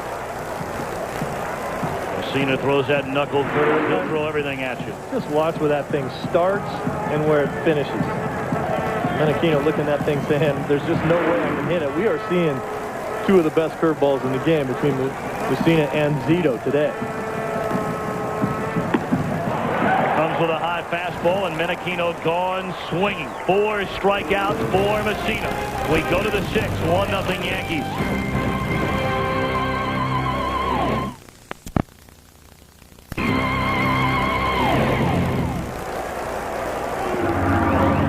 Top half of the 6th inning we go, and you get a look at the brackets.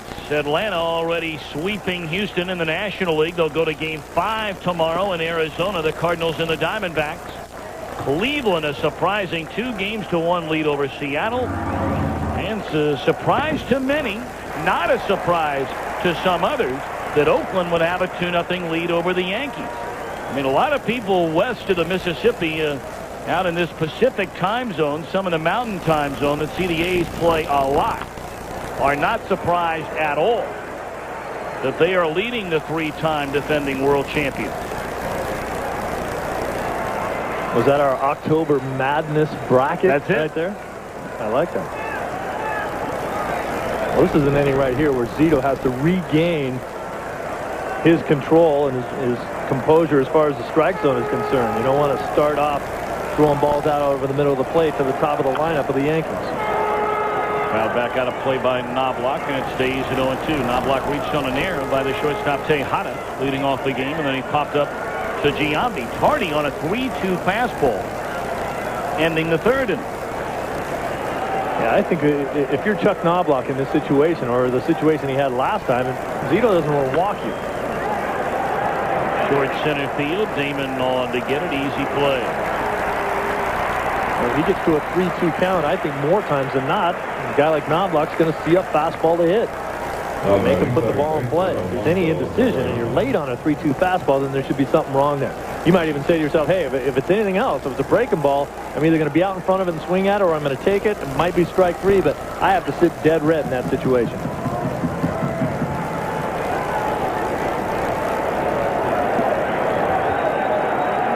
Soriano popped up to Giambi, trying to bunt in the first inning after Knobloch had reached safely on the Tejada error. And then Soriano struck out swinging in the fourth. Boy, what a fabulous-looking young player Alfonso Soriano is. Stole 43 bases. That one popped up. You can stick in that one if you want. Giambi again, 2 away.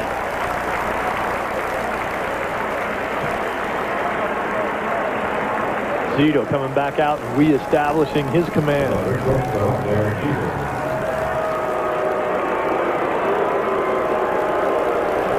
This is the guy that I think he should be very careful with. We talked about making adjustments.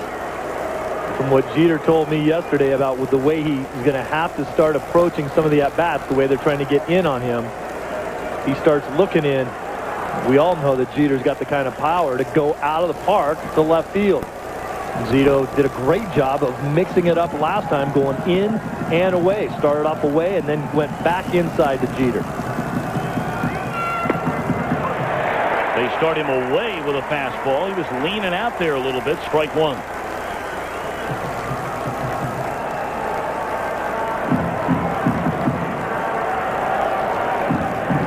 Jeter is popped up to right, lined out softly to Menechino at second, and gets hit with a pitch.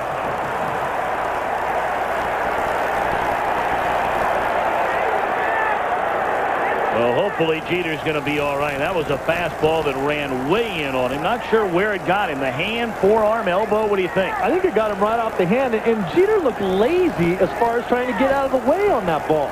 It looked like he almost said, okay, this ball's off. I'm going to take it. But watch. It doesn't look like he's really trying real hard to get out of the way. Lazy, kind of, let me just get out of the way. Didn't really jump back off of it. That ball just kind of, the kind of ball as a hitter, you say, get off me. Listen to the way it sounds.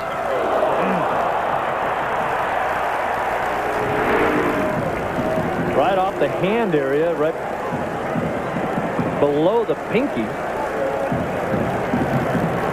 Jeter kind of shook it off like a mosquito landed on it. Tough guy. What a ball player. Thing you love to hear in our conversation with Don Zimmer yesterday, said this guy has not changed since day one. Still works as hard as he did when he was a first-year player. Bernie Williams takes time. We've seen so many examples of guys go the other way. Big city, lot of money, good looking, single, the whole 9 yards, and things go straight south. Not with Jeter. Well, the thing about Jeter is that you just never, ever hear a bad word about the guy.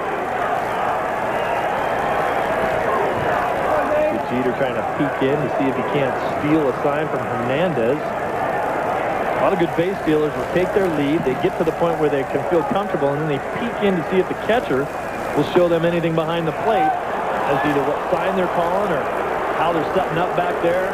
Jeter would love to run on a breaking ball, that big curveball. You get the jump. That's the pitch you want to run on. You see him peeking back to the catcher to see what he can learn.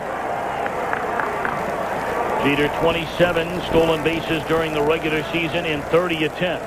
Zito has fallen behind Bernie Williams 2-0, and a hearty lead over there, and Zito will send him back to the bag.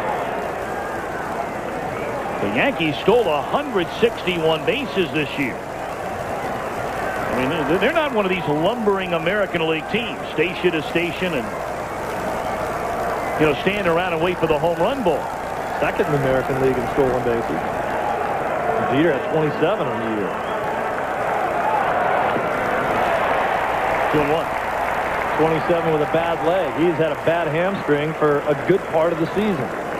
Torrey says that, he'll still steal a base every once in a while now. He'll go first to third, but he's just smart about it. He knows how far to push it. He doesn't want to blow it out again because that's a major problem for the Yankees.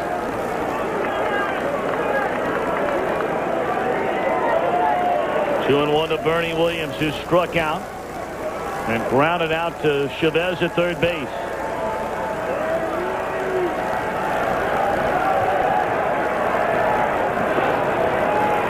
Jeter's looking for any advantage to maybe get a chance to steal a base. This team has been trying to get to the point where they can be aggressive. Haven't had any leads. Now they have that. They want to keep the pressure on Zito. Zito does not have a great move for a left-hander.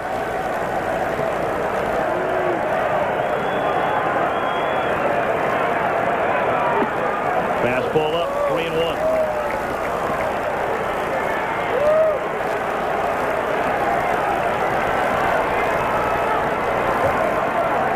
Martinez in the on-deck circle.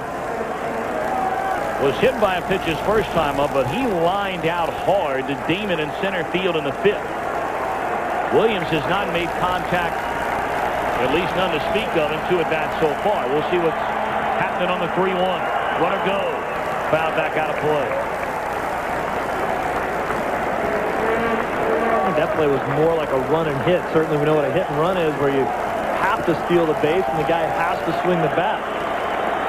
Run and hit situation, to want the guy in motion if he can run, but the hitter does not have to swing the bat. If it's not a good pitch to hit, it ends up being ball 4 and you're out first. If you can take the chance, you see a good pitch to hit, put it in play, and then you got a lot of guys in motion then. 3-2 to Bernie Williams. Jeter will get started with a pitch.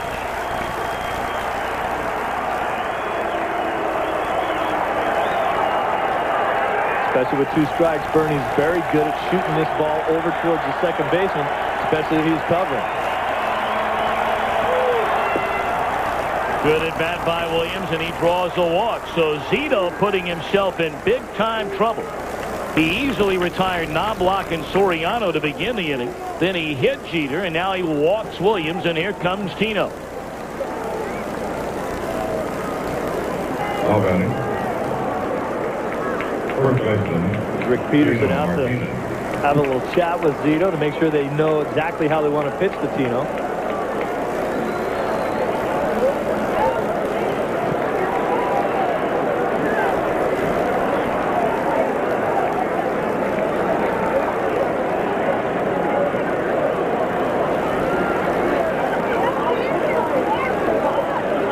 Before the home run by Posada here tonight in the 5th inning, the Yankees had not scored since the 8th inning in Game 1.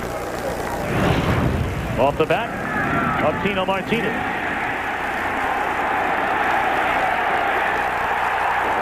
What a great year he had for this team, and as you mentioned earlier, I mean, for the run that they've had, and he's always been the mainstay at first base.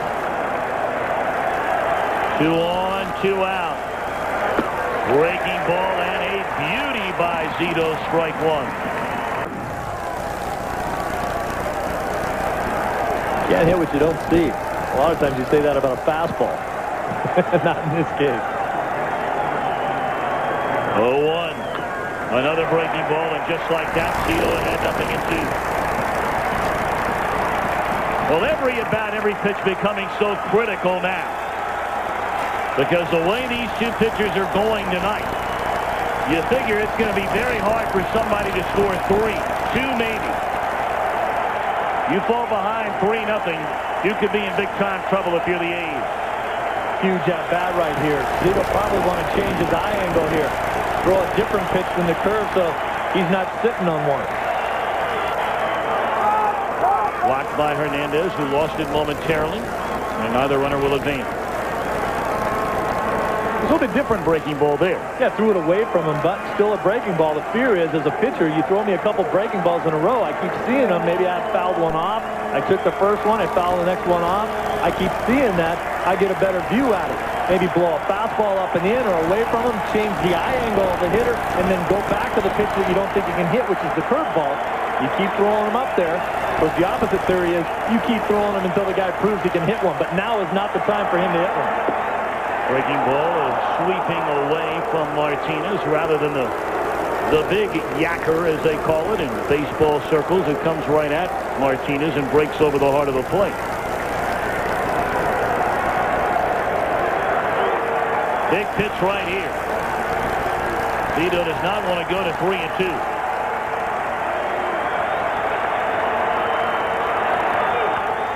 There was the big breaking ball. Grounded towards beyond the inning over. 2 men left. The Yankees have stranded 4, but lead Zito and the A's with the top of the order coming up by a run. Welcome back to Oakland. Game 3 in this American League Division Series. The A's in front 2-0. The Yankees lead here tonight 1-0. Top of the order against Mussina. Strike 1 to Johnny Damon. could be a turning point type inning for the Oakland A's. At the top of their order coming up, starting to get late in the game. Behind in this game, 1-0. Need your leadoff hitter on base. Hard on a line drive by Brocious. He was playing in on the grass. And a rocket right to him, and he was able to hang on. Big play right there. A great reaction by Brocious. This ball hitting a bullet. One step and a jump. A lot of times they talk about one step and a dive for a third baseman.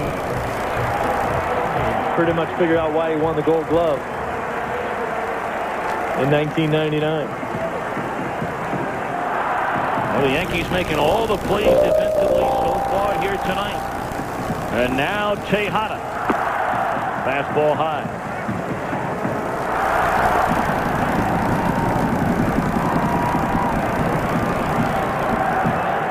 Giambi standing in the on-deck circle. Mussina has only allowed 2 base hits. 1-1 to Tejada. Giambi a 1-out single in the 4th. He moved to second on a single by the next hitter, Jermaine Dye. But then Mussina with 2 on and 1 out got Chavez on a fielder's choice and Jeremy Giambi on a ground ball to Soriano to end the inning. Popped up and playable for Soriano. 2 away. Mussina's pitching such a great game, and we've seen both of these pitchers break off some filthy breaking balls, but at the same time, Mussina's throwing a lot of fastballs here. He's beating the A's right now with great location. Spotting the fastball in and out, up and down, using the breaking ball just to get the hitters off their timing a little bit. But a lot of fastballs, a lot of overhand fastballs from Mussina. The one mistake made by Zito, the solo home run by Jorge Posada in the 5th inning. And here's a guy that's certainly capable of tying it with one big swing of the bat. 0-1 to Giambi.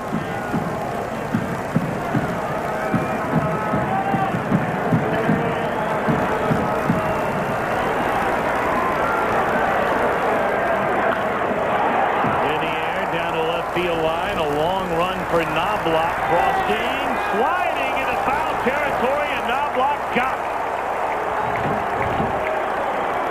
So Giambi retired to end the inning. We played 6 in Oakland. You're watching Fox Sports, home of the 2001 World Series. We're back after a message from your local Fox station. Knobloch ending the bottom half of the 6th inning, so on we go to the 7th. Posada, who accounted for the only run of the game his last time up in the 5th. Ball 1 low and away.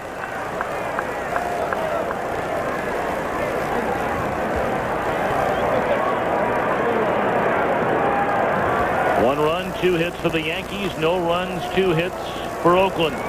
2-0. Last inning is, or 5th inning. Posada's last at bat, the home run there. Zito knew that he left one out over the middle of the plate. Good hitters hit those balls a long way. 2-1.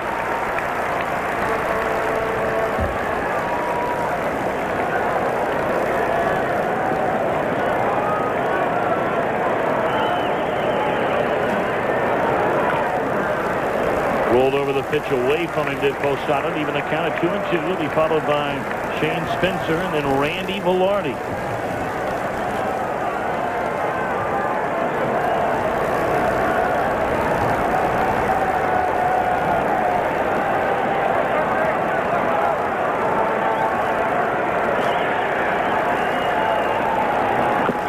Breaking ball bounced off the plate up the first base line, but fouled. Well, the wind beginning to kick up a little bit here in Oakland. Here's that play by Knobloch. Yeah, let's check it out. And let's look at how far he ran to catch this ball. And, you know, normally I don't like guys that make slide catches, but that's the place you do it when you're running up against a wall and there's a chance that you could dive right into the wall. Look at Knobloch as he gets into foul territory. He gets up close to that wall, just shoestrings that ball. You see a lot of outfielders come in and make slide catches when I think they don't have to. You should dive for the ball if you're gonna do that. Two-hopper at Tejada, field deep in the hole, and shows off strong on him with his. One away.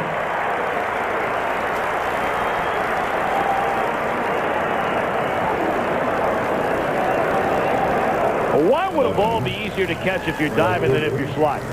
It's just a more natural action to dive for the ball and catch it. Guys don't do it anymore because they're afraid of getting hurt. Afraid you might hurt your elbow or your shoulder when you're diving, so now they slide on balls. It's a much tougher play to make that way, and it's not as effective either. When you dive for the ball, you can reach much further to try to catch a sinking line drive than you can if you're sliding, because you're technically pulling yourself back away from the ball and catching the ball in your waist. High fastball, and Spencer went after it. 1-1. Doesn't hurt as bad when you slide and miss one, or if you dive and catch a ball, it doesn't hurt. If you dive and miss, it hurts a little bit more. Spencer struck out against Zito in the second inning, doubled down the left field line in the fifth, was stranded at second when the inning came to an end.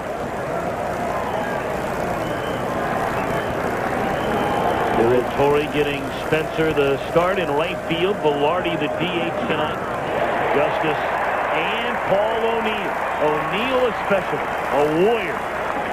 Since coming from Cincinnati in the Roberto Kelly trade in November of '92, will sit and watch. Potentially be his last game ever as a Yankee. Or anything else for that matter. O'Neill talked all year long saying that he was going to retire after this season. Had another solid season for the Yankees. Talked to him yesterday and he said, you know what, I'm just tired of waking up every morning not knowing if something isn't going to work. Gone swinging is Spencer. Let's go to Jeannie Zelasco. Hi, Jeannie. Hello, Tom. Seattle may have the most regular season wins, but just one to show for their postseason efforts. Jim Thome with a solo shot just wanted a season-high 17 runs scored by Cleveland. And now the Tribe have the edge. Meantime, the NLDS, it comes down to this, a clincher Game 5 between the Cards and D-backs. The showdown brought to you by Budweiser Sunday on Fox. Can't wait for that game tomorrow night here on Fox. Man, what a ball game that should be. Very similar to this game, you think. I mean, these two guys tonight, each won 17.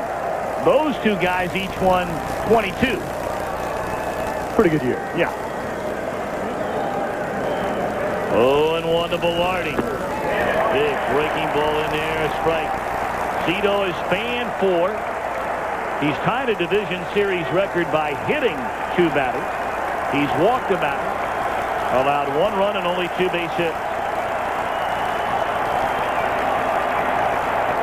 Amazing poise for a kid that's 23 years old.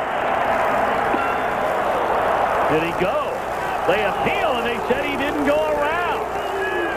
Well, now that's a huge break right there for the Yankees. I don't know how in the world you can say he didn't go around. Well, he starts to swing at it and then he knows that it's going to hit him, or he's trying to get out of the way. There's a little, and then he just spins his body around. Did a pretty good job of holding up on that. Think Zito wanted the call?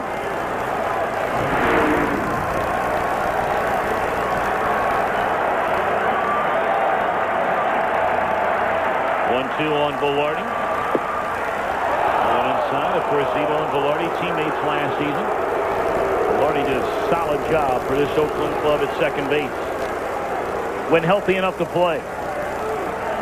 Getting up there in age, too. Still in excellent shape. Was hitting about 300 for Texas when they made the deal for him. Has not had a lot of success with the Yankees.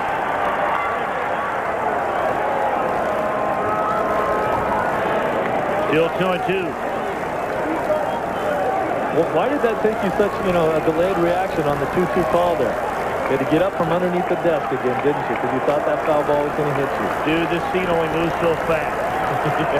You know what I mean? Here it comes. Rolled foul of the third base line. These Yankee hitters are just battling against that breaking ball and then hoping to work the count until they can get a fastball out over the plate to hit. That guy got one.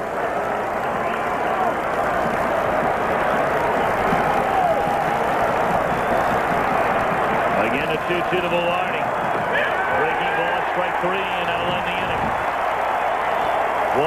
1-2-3 for Zito. He's fanned 5. They stand and stretch in Oakland. Zito locking up with Mussina. 1-0 New York. You gotta have one, you gotta have one. And by Nissan. Nissan introduces the totally new V6 Ultima, the cure for the common car. Bottom half of the 7th inning, we go in Oakland. 1-0 Yankees in front. We look ahead to tomorrow and a couple of different scenarios. If the Yankees win here tonight, on Fox Family beginning at 1 Eastern, 10 Pacific, Seattle at Cleveland, Game 4 from Jacobs Field. They're on Fox at 4 o'clock in the afternoon. Game 4 of this series between the Yankees and the A's. And we told you St. Louis and Arizona for sure, no matter what, is going to be on at 7:30 Eastern, 4:30 Pacific, right here on Fox, presented by Budweiser. Now, if the A's pull off the 3-game sweep, we'll have a doubleheader on Fox. Seattle and Cleveland at 4. Arizona hosting St. Louis, 7:30 Eastern.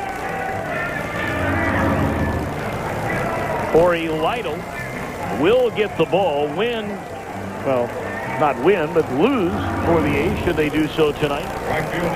Lytle not much talked about in this A's rotation, but he had a solid year, and Orlando Hernandez, pronounced healthy enough by Joe Torre and El Duque, would be here tomorrow. Of course, Lytle will get the ball either way, because if the A's sweep this series, they're going to send Lytle to the Arizona Fall League to get a start in just to stay fresh. Thanks for covering for me, Big Carl. I appreciate it. Jermaine Dye to lead things off here in the Oakland 7th. Mike Mussina. Hard to believe that he could be a number 3 starter for anybody. Guy, the ace his entire career in Baltimore, and he has pitched like a number 1 starter here tonight.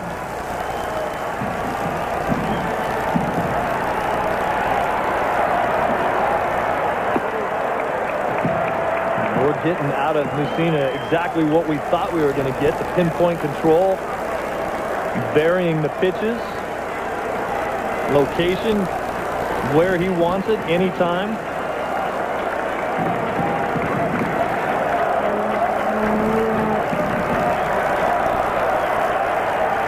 One to dive. Popped up. Behind the mound, Jeter tucks it away, 1 gone. Take a look at our game summary brought to you by Nissan.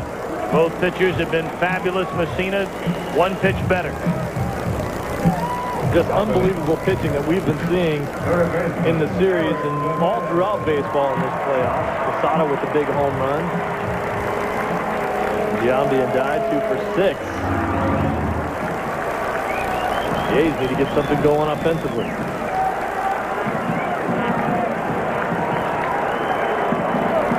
Chavez 0 for 2. He takes on the outside corner of strike. Chavez 1 of 11 in the series. He came up there with 2 on and 1 out in the 4th inning and bounced into a fielder's choice.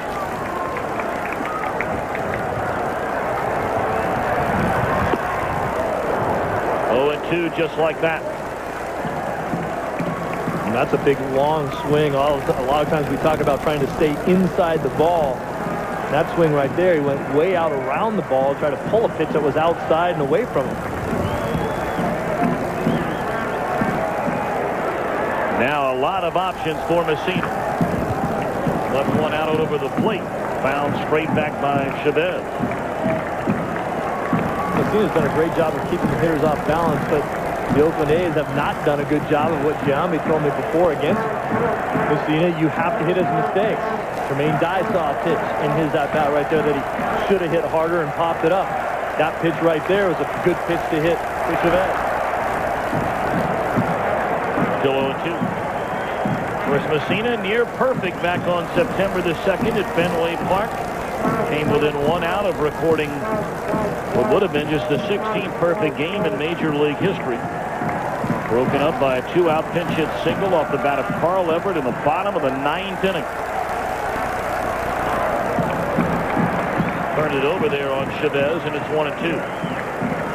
When you think of Mussina throwing a perfect game, the two thoughts don't enter your mind very often, much the same way Roger Clemens often says that he doesn't think he'll throw a no-hitter, because both of these guys throw too many strikes. They're around the plate too much. They don't get up and in on guys. They don't waste time.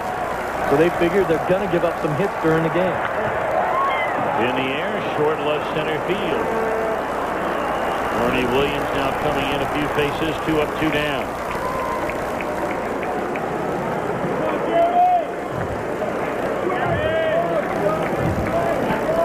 For Mussina, it turned out to be his 4th career one-hitter. It also marked the 4th time in his career that he had taken a no-hitter into the 8th inning. And that's the most by any active pitcher who has never thrown a no-hitter. So he's dancing around it. Here's Jeremy Giambi. Base hit through the hole in the right field. And now comes Terrence Long. Long struck out against Mussina in the 2nd inning. Mussina got him to pop up to short in the 5th. But coming in, Long was a .500 hitter in his career against the Yankee right-hander.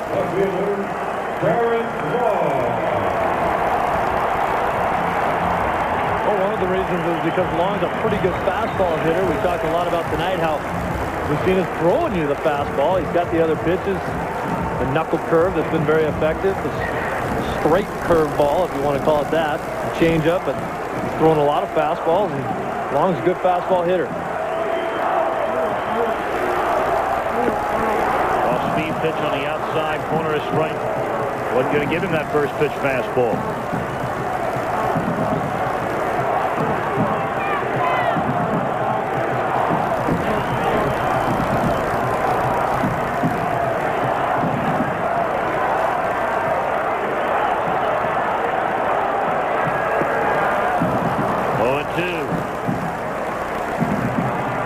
Talked earlier in the game about the ability of both of these teams maybe to manufacture runs, considering that the pitching matchup that we're seeing tonight, the pitching matchups that we've seen both in Game 1 and Game 2, not a lot of offense. Who could find a way to eke out a run? And that's why, I don't know about you, Steve, but it does not surprise me at all to see that the Yankees are much better in one-run decisions this year than Oakland. Fastball just off the corner. I mean, if Oakland gets involved further in the playoffs, should the A's advance? If they're in one-run games, tight games, I think they have a hard time winning games because they never play small ball, ever. In one-run games this year, they're only 2 games over 500. The Yankees are 12 over. Now, of course, Seattle's maybe the best small ball team in baseball, at least among American League clubs, and they had an unbelievable year. But they can beat you that way. Oakland has never proven they can beat you that way. Seattle has a National League type style. Art Howell will look you dead in the eye and say, hey, we're an American League team. We're patient at the plate. We don't hit and run a lot. We don't steal a lot of bases because we want to make you work for your outs. We're not going to run into an out. In that situation, we want to make you throw a lot of pitches. And I don't think anybody should be fooled here. Cleveland can play some small ball on you, too. I mean, when you got guys like Vizquel and guys like Robbie Alomar and Kenny Lofton, I mean, there you get a look at the numbers. The Yankees, 12 games, over 500 in one-run affairs. Well, you have Johnny Damon on this team that's going to steal you a lot of bases. There he is, but if he's not on base, he can't steal. Giambi on first base right now doesn't have a stolen base the entire season, so you're not going to run, you're not going to hit and run. You got to wait for a gapper. That is fair down the right field line. Giambi on his way to third, and they're going to wave him around. The throw misses a cutoff man, shot into the plate, out of the plate. Derek Jeter with one of the most unbelievable plays you will ever see by a shortstop. Both cutoff men were missed. Jeter coming down the line, fielded with his bare hand, a shovel to Posada, and Giambi is out. What an unbelievable play by Jeter.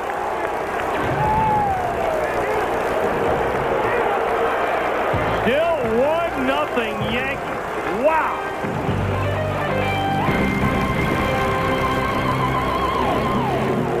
Jeter not ready to go home quite yet. His team down 2-0. First pitch swinging in the air to short left field. And Bush is retired. That's as good a play as a guy can make. Tommy, this is unbelievable. First, Shane Spencer does a pretty good job of digging it out of the corner. Then he misses a cutoff man. Jeter comes out of nowhere, grabs the ball with a little shovel pass into Posada. Posada makes the play.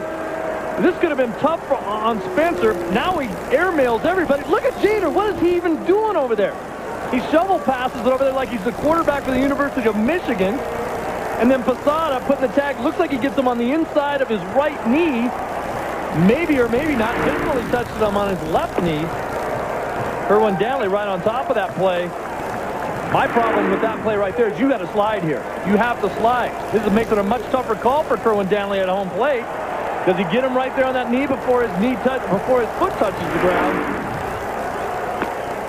Danley was right on it. He's right on it, and if I'm the umpire in that situation and it's that close and you don't slide, I'm ringing you up. Well, isn't somebody there supposed to be telling him to slide? You know, get down, maybe Next in the hitter. background. Fly ball off the bat of Knobloch into left center and long. Squeezes it 2 away. You ask for it, Tommy, you get it. Let's see the on-deck hitter right here. That's Hernandez saying, get down, get down. Unbelievable, Jeter. Look at this play. It's like an option quarterback.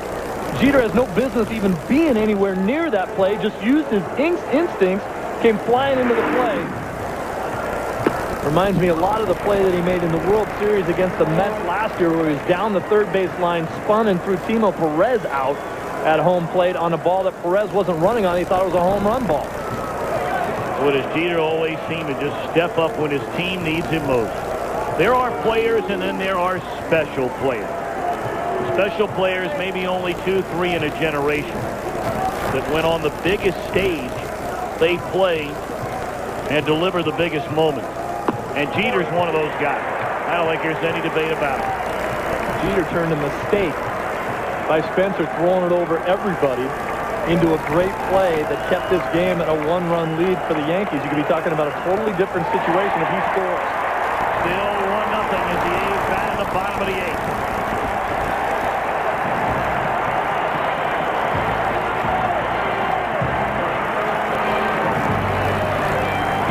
On Fox is brought to you by Energizer. Do you have the bunny inside? By Autotrader.com, biggest, best used car site on the planet. And by the Intel Pentium 4 processor, the center of your digital world. Oakland batting in the bottom of the 8th inning. Joe Torre told us if he had a lead late, he wouldn't be afraid to turn it over to Mariano Rivera for 2 innings. And why should he be? 15 of Rivera's 19 career postseason saves have been in appearances longer than 1 inning. He doesn't generally like to do that with Rivera, but he also knows that Rivera can handle it if he has to.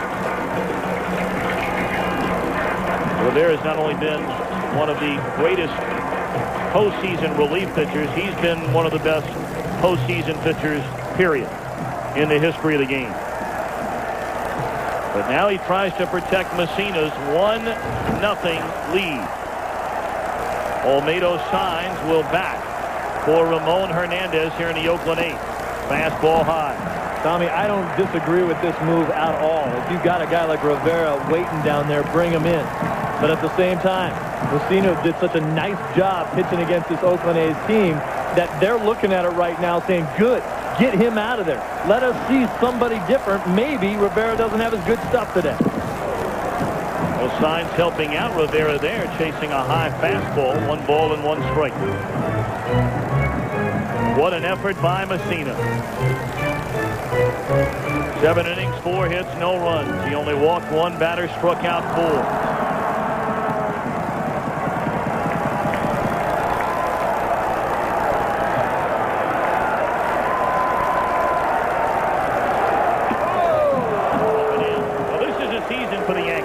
They're down 2 games to none. Joe Torre said we can't win 2 games in 1 game. We can't win all 3 games in 1 day. He said they're going to try and win inning by inning. And as you point out, who could blame him for giving the ball to Mariano Rivera with a 1-run lead in the 8th when you're trying to play another day? And you can tell Rivera a little out of whack, 3-1.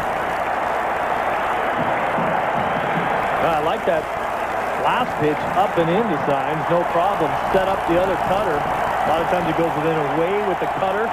Get a guy thinking up and in a little bit. And boy, there's a lot of people out there, a lot of pitchers in baseball that have tried to emulate Rivera's cutter and just can't get it done. Hardy on the 3-1 pitch is signed. That one at 94 miles per hour from Rivera.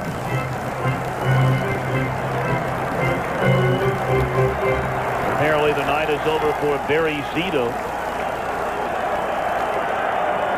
Those are the postseason numbers for Rivera we were talking about. Look at that number. Wow. 3-2. Lined in the right center field, but there is Spencer, one away.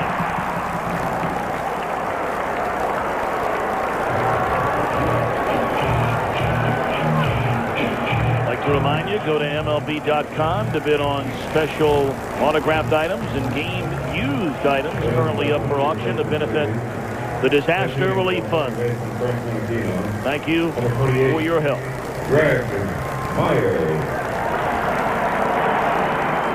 Left-handed hitting Greg Myers, who will stay in the game to catch, with Hernandez being taken down for a pinch hitter. Steps up there to bat for Menachino.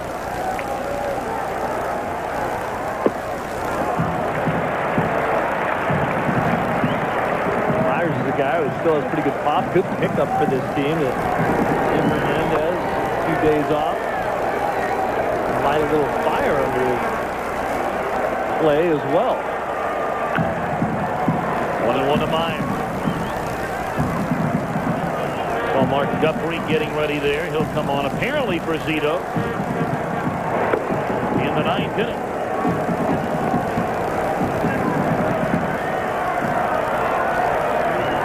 Zito only allowed 2 hits, but one of them a home run by Posada back in the 5th inning. 2-1 to Myers.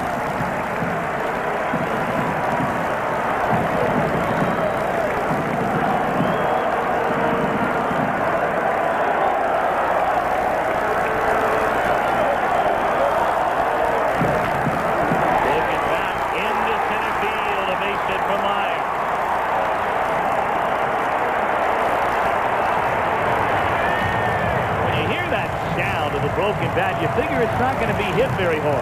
That ball was hit pretty hard. That ball got in on his hands a little bit, but Myers pretty strong. He shot it right back up the middle. Plus, you hit it in an area where there's just like nowhere's land there. Jeter trying hard up the middle to try to get it. This ball isn't blistered, but you hit it in a spot where there's nobody standing.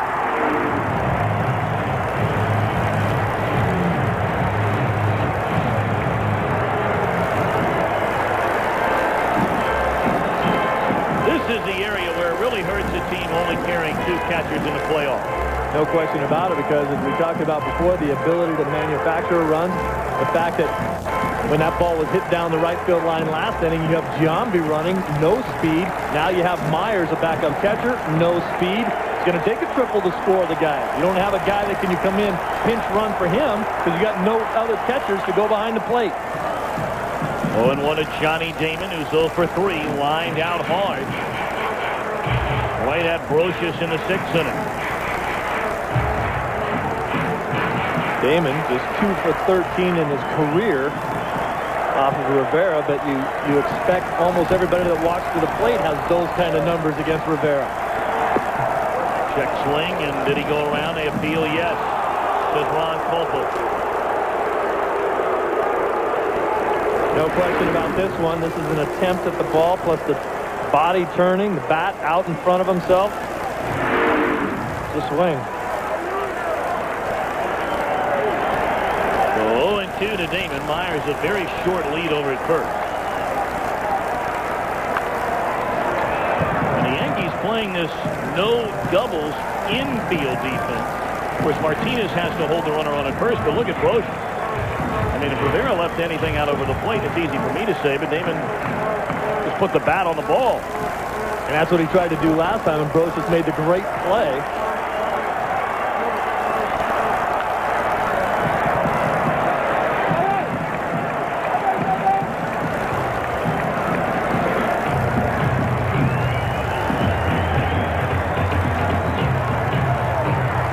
times a team with a 1-0 lead on the road late in the game, you want to protect against the doubles. You put the corner infielders on the line. Make sure that nobody hits one down there.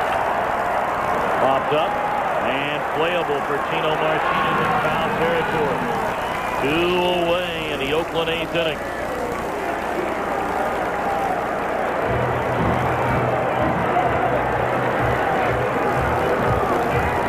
Well, that's the pitch that Rivera's famous for. Watch this ball get up and in and just cut in on the hands. Late movement. Even just flailing away at it and popping it up. Shortstop. Don't feel like the Lone Ranger. He does that to a lot of guys. Now Tejada. 0 for 3 tonight. 0 for 6 lifetime against Rivera.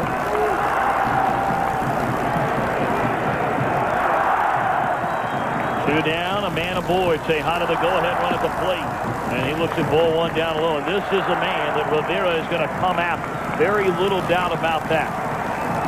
Tejada figures to get something good to hit with Giambi in the on-deck circle. And that's what makes Tejada so scary with the 31 homers on the season. Cannot make a mistake out over to him. That's an unhittable fastball right there. That's sort of the opposite of a Greg Maddux fastball who will start it inside on the lefties and let it tail back. That one, he started inside at Tejada, raised his hand, thought he might get hit with the pitch or have it be too far inside, and it just cuts over the inside part of the plate. 1-1 on Miguel Tejada. Swings and fouls it away. So now Rivera, a chance to silence the A's here in the 8th inning. You'll worry about Giambi in the 9th.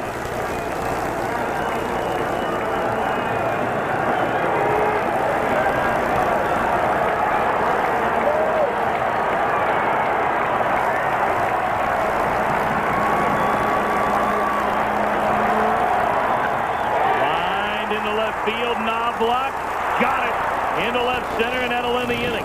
Tejada hit it right on the nose. But the A's leave the tying man aboard. And the Yankees watching that rope off the bat of Tejada.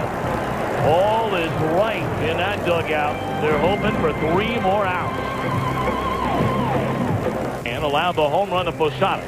And he'll give way to left-hander Mark Guthrie. For New York. Shortstop, Derek Guthrie did a nice job for this team. Does give up a fair amount of hits. Doesn't walk that many guys. Keeps them in the ballgame. A couple of other changes. F.P. Santangelo takes over for Menachino at second. And an entirely new battery as Greg Myers remains in the game behind the plate. And Derek Jeter will lead it off for the Yankees.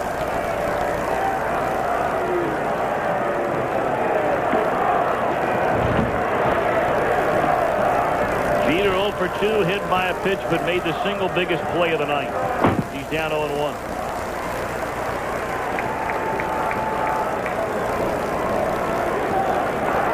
In 1 fraction of a second, perhaps the difference between a season ender and a season continuer.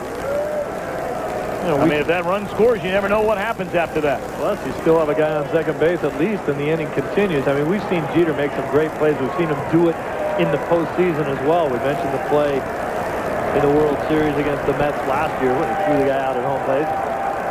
Timo Perez. In the air, straight away center field. But Tommy, the instincts involved in this one, just to have an eye for the ball, a nose for the ball. Here comes the throw from Spencer, and you look at the cutoff man, both Soriano and Tino way overthrown, and Jeter came from way over here to make that play, and then he just backhands it into Posada. You know, you just don't make that play. He has no business even being over there anywhere. You know, you always do a double cutoff. That's why Soriano and Tino are over there. Here he throws it over both of those guys' heads. There's Tino right there trying to catch it, and Jeter comes from his position to make that play.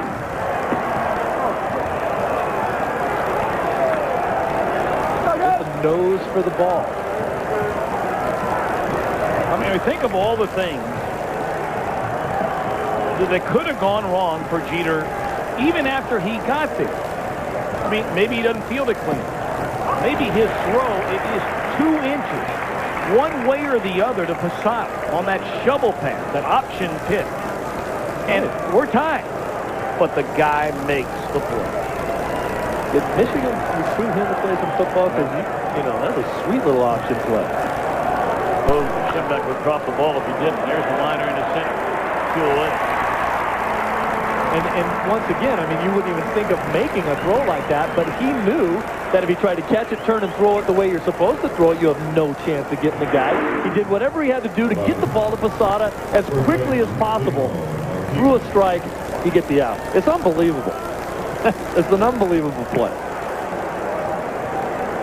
There's a great angle right there of the possibility that Posada may not have tagged that front leg of Giambi. But as we mentioned before, that play is so close. And if you're the home plate umpire, if you're not going to make it easier for me to make the call by sliding, you should be out. Inside of Tino Martinez, you figure Andy Pettit is just down there getting loose in the Yankee bullpen. His day to throw in between starts.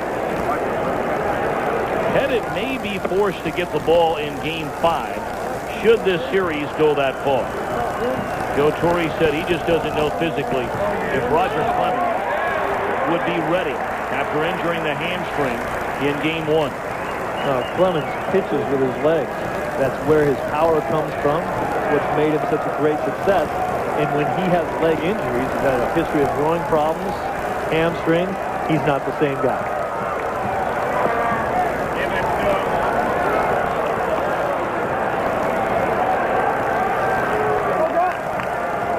It always makes you wonder when you see a guy getting loose in the bullpen. I mean, would they consider bringing him in for a batter? Of course, if you do that, you've taken Rivera out of the game. You figure no way. But we saw Miguel Batista, for example, come in and pitch Game 2 in Arizona against St. Louis in the playoffs. And then Batista started Game 3 and was terrific last night.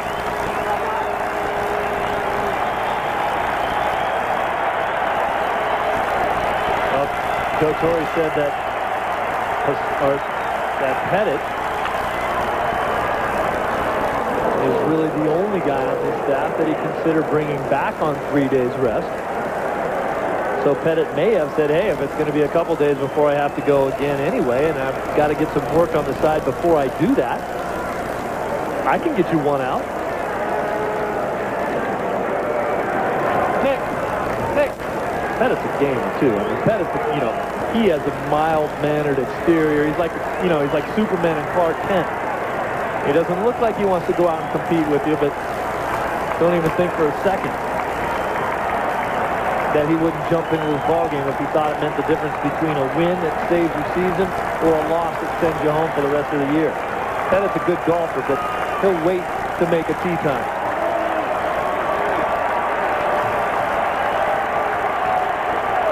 2-2 to Tino Martinez. Swing and a miss. The ball gets away from Myers. He picks it up, fires down to the end.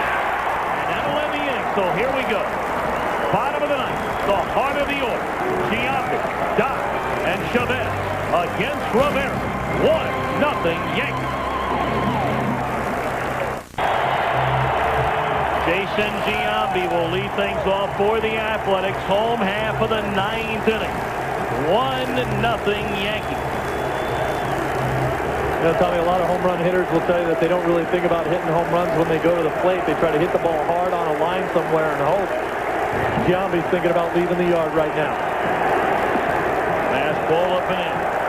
The Yankees, who have not but one time before tonight faced an elimination game going back to the beginning of the 1998 postseason. That elimination game came last year in Game 5, and they won. Jam shot roller at Soriano, and he'll throw out Giambi. A huge out for Mariano Rivera to begin the bottom of the 9th inning.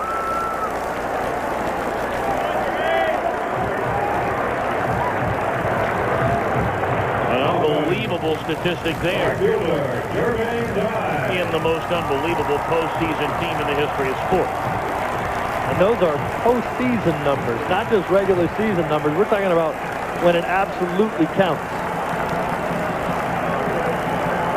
Now Jermaine Dye, 1 of 3 in the game. Fastball in the inside corner, a strike. I think sometimes people wonder exactly what a cutter is or how it reacts. The ball just moves a little bit, cuts in on the lefties like we just saw that happen to Jeter, and that pitch right there to Dye just cuts enough to catch the strike zone. Tried it again and missed. 1 ball and 1 strike. Jermaine Dye hit 26 home runs during the regular season.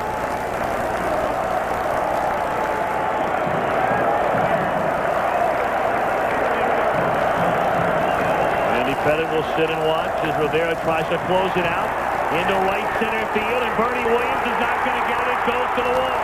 Dye on his way to second base, and he'll stop there with a 1-out double. The tying run in scoring position against Rivera on the double by Jermaine Dye. Doing what he's done all year long since he got to the A's. Takes that cutter, tries to take it into the right center field gap.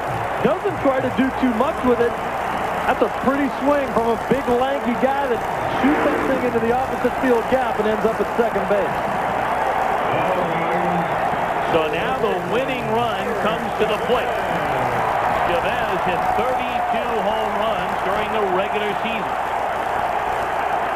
And Tommy, I think because of what Rivera throws, Chavez should be looking to pull the ball.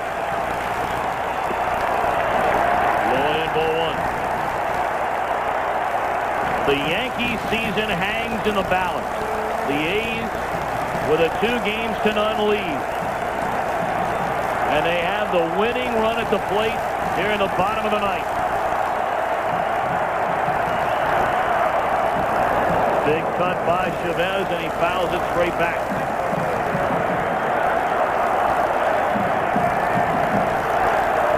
Chavez in tonight's ball game has just been coming around the pitches a little bit too much, not getting his hand inside the ball straight through the strike zone. The cutter will eat you up if you don't get out in front of that.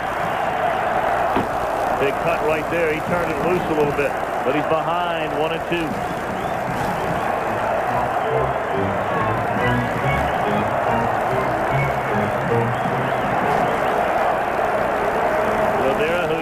Set up John Wetland in the first Yankee run in '96, has been the man the last 3 postseasons.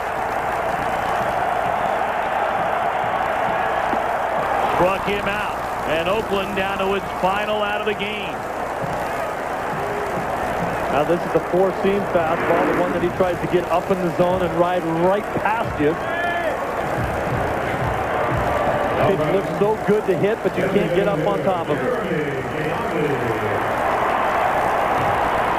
Chavez 0 for 4 in the game, 1 for 13 in the series. Chavez showing a little bit of his inexperience as well in a situation like that when all you really need is a base hit to try to tie this ball game. I said go up there looking to pull the ball, but you don't have to go up there looking to pull it out of the yard. Get a base hit, that ties the game. Now Jeremy Giambi. And a flare, jam shot foul, 0-1 to Giambi, who's had a pretty good night at the plate.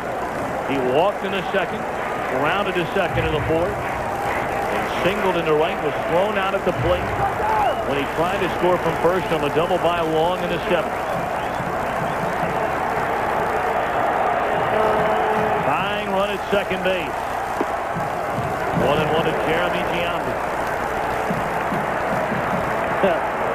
Unbelievable consistency from the pitches that we've seen in the ball game today. That pitch right there, people say, well, it wasn't a strike, it was a ball. He threw the ball exactly where he wanted to. He didn't necessarily want a strike out of it. Down ball right side, Soriano's got it, and the Yankees live to play another day. The 3-time defending world champions down 2-0. Never before in the history of baseball in a best-of-5 format has a team lost both games on its home turf and come back to win the series.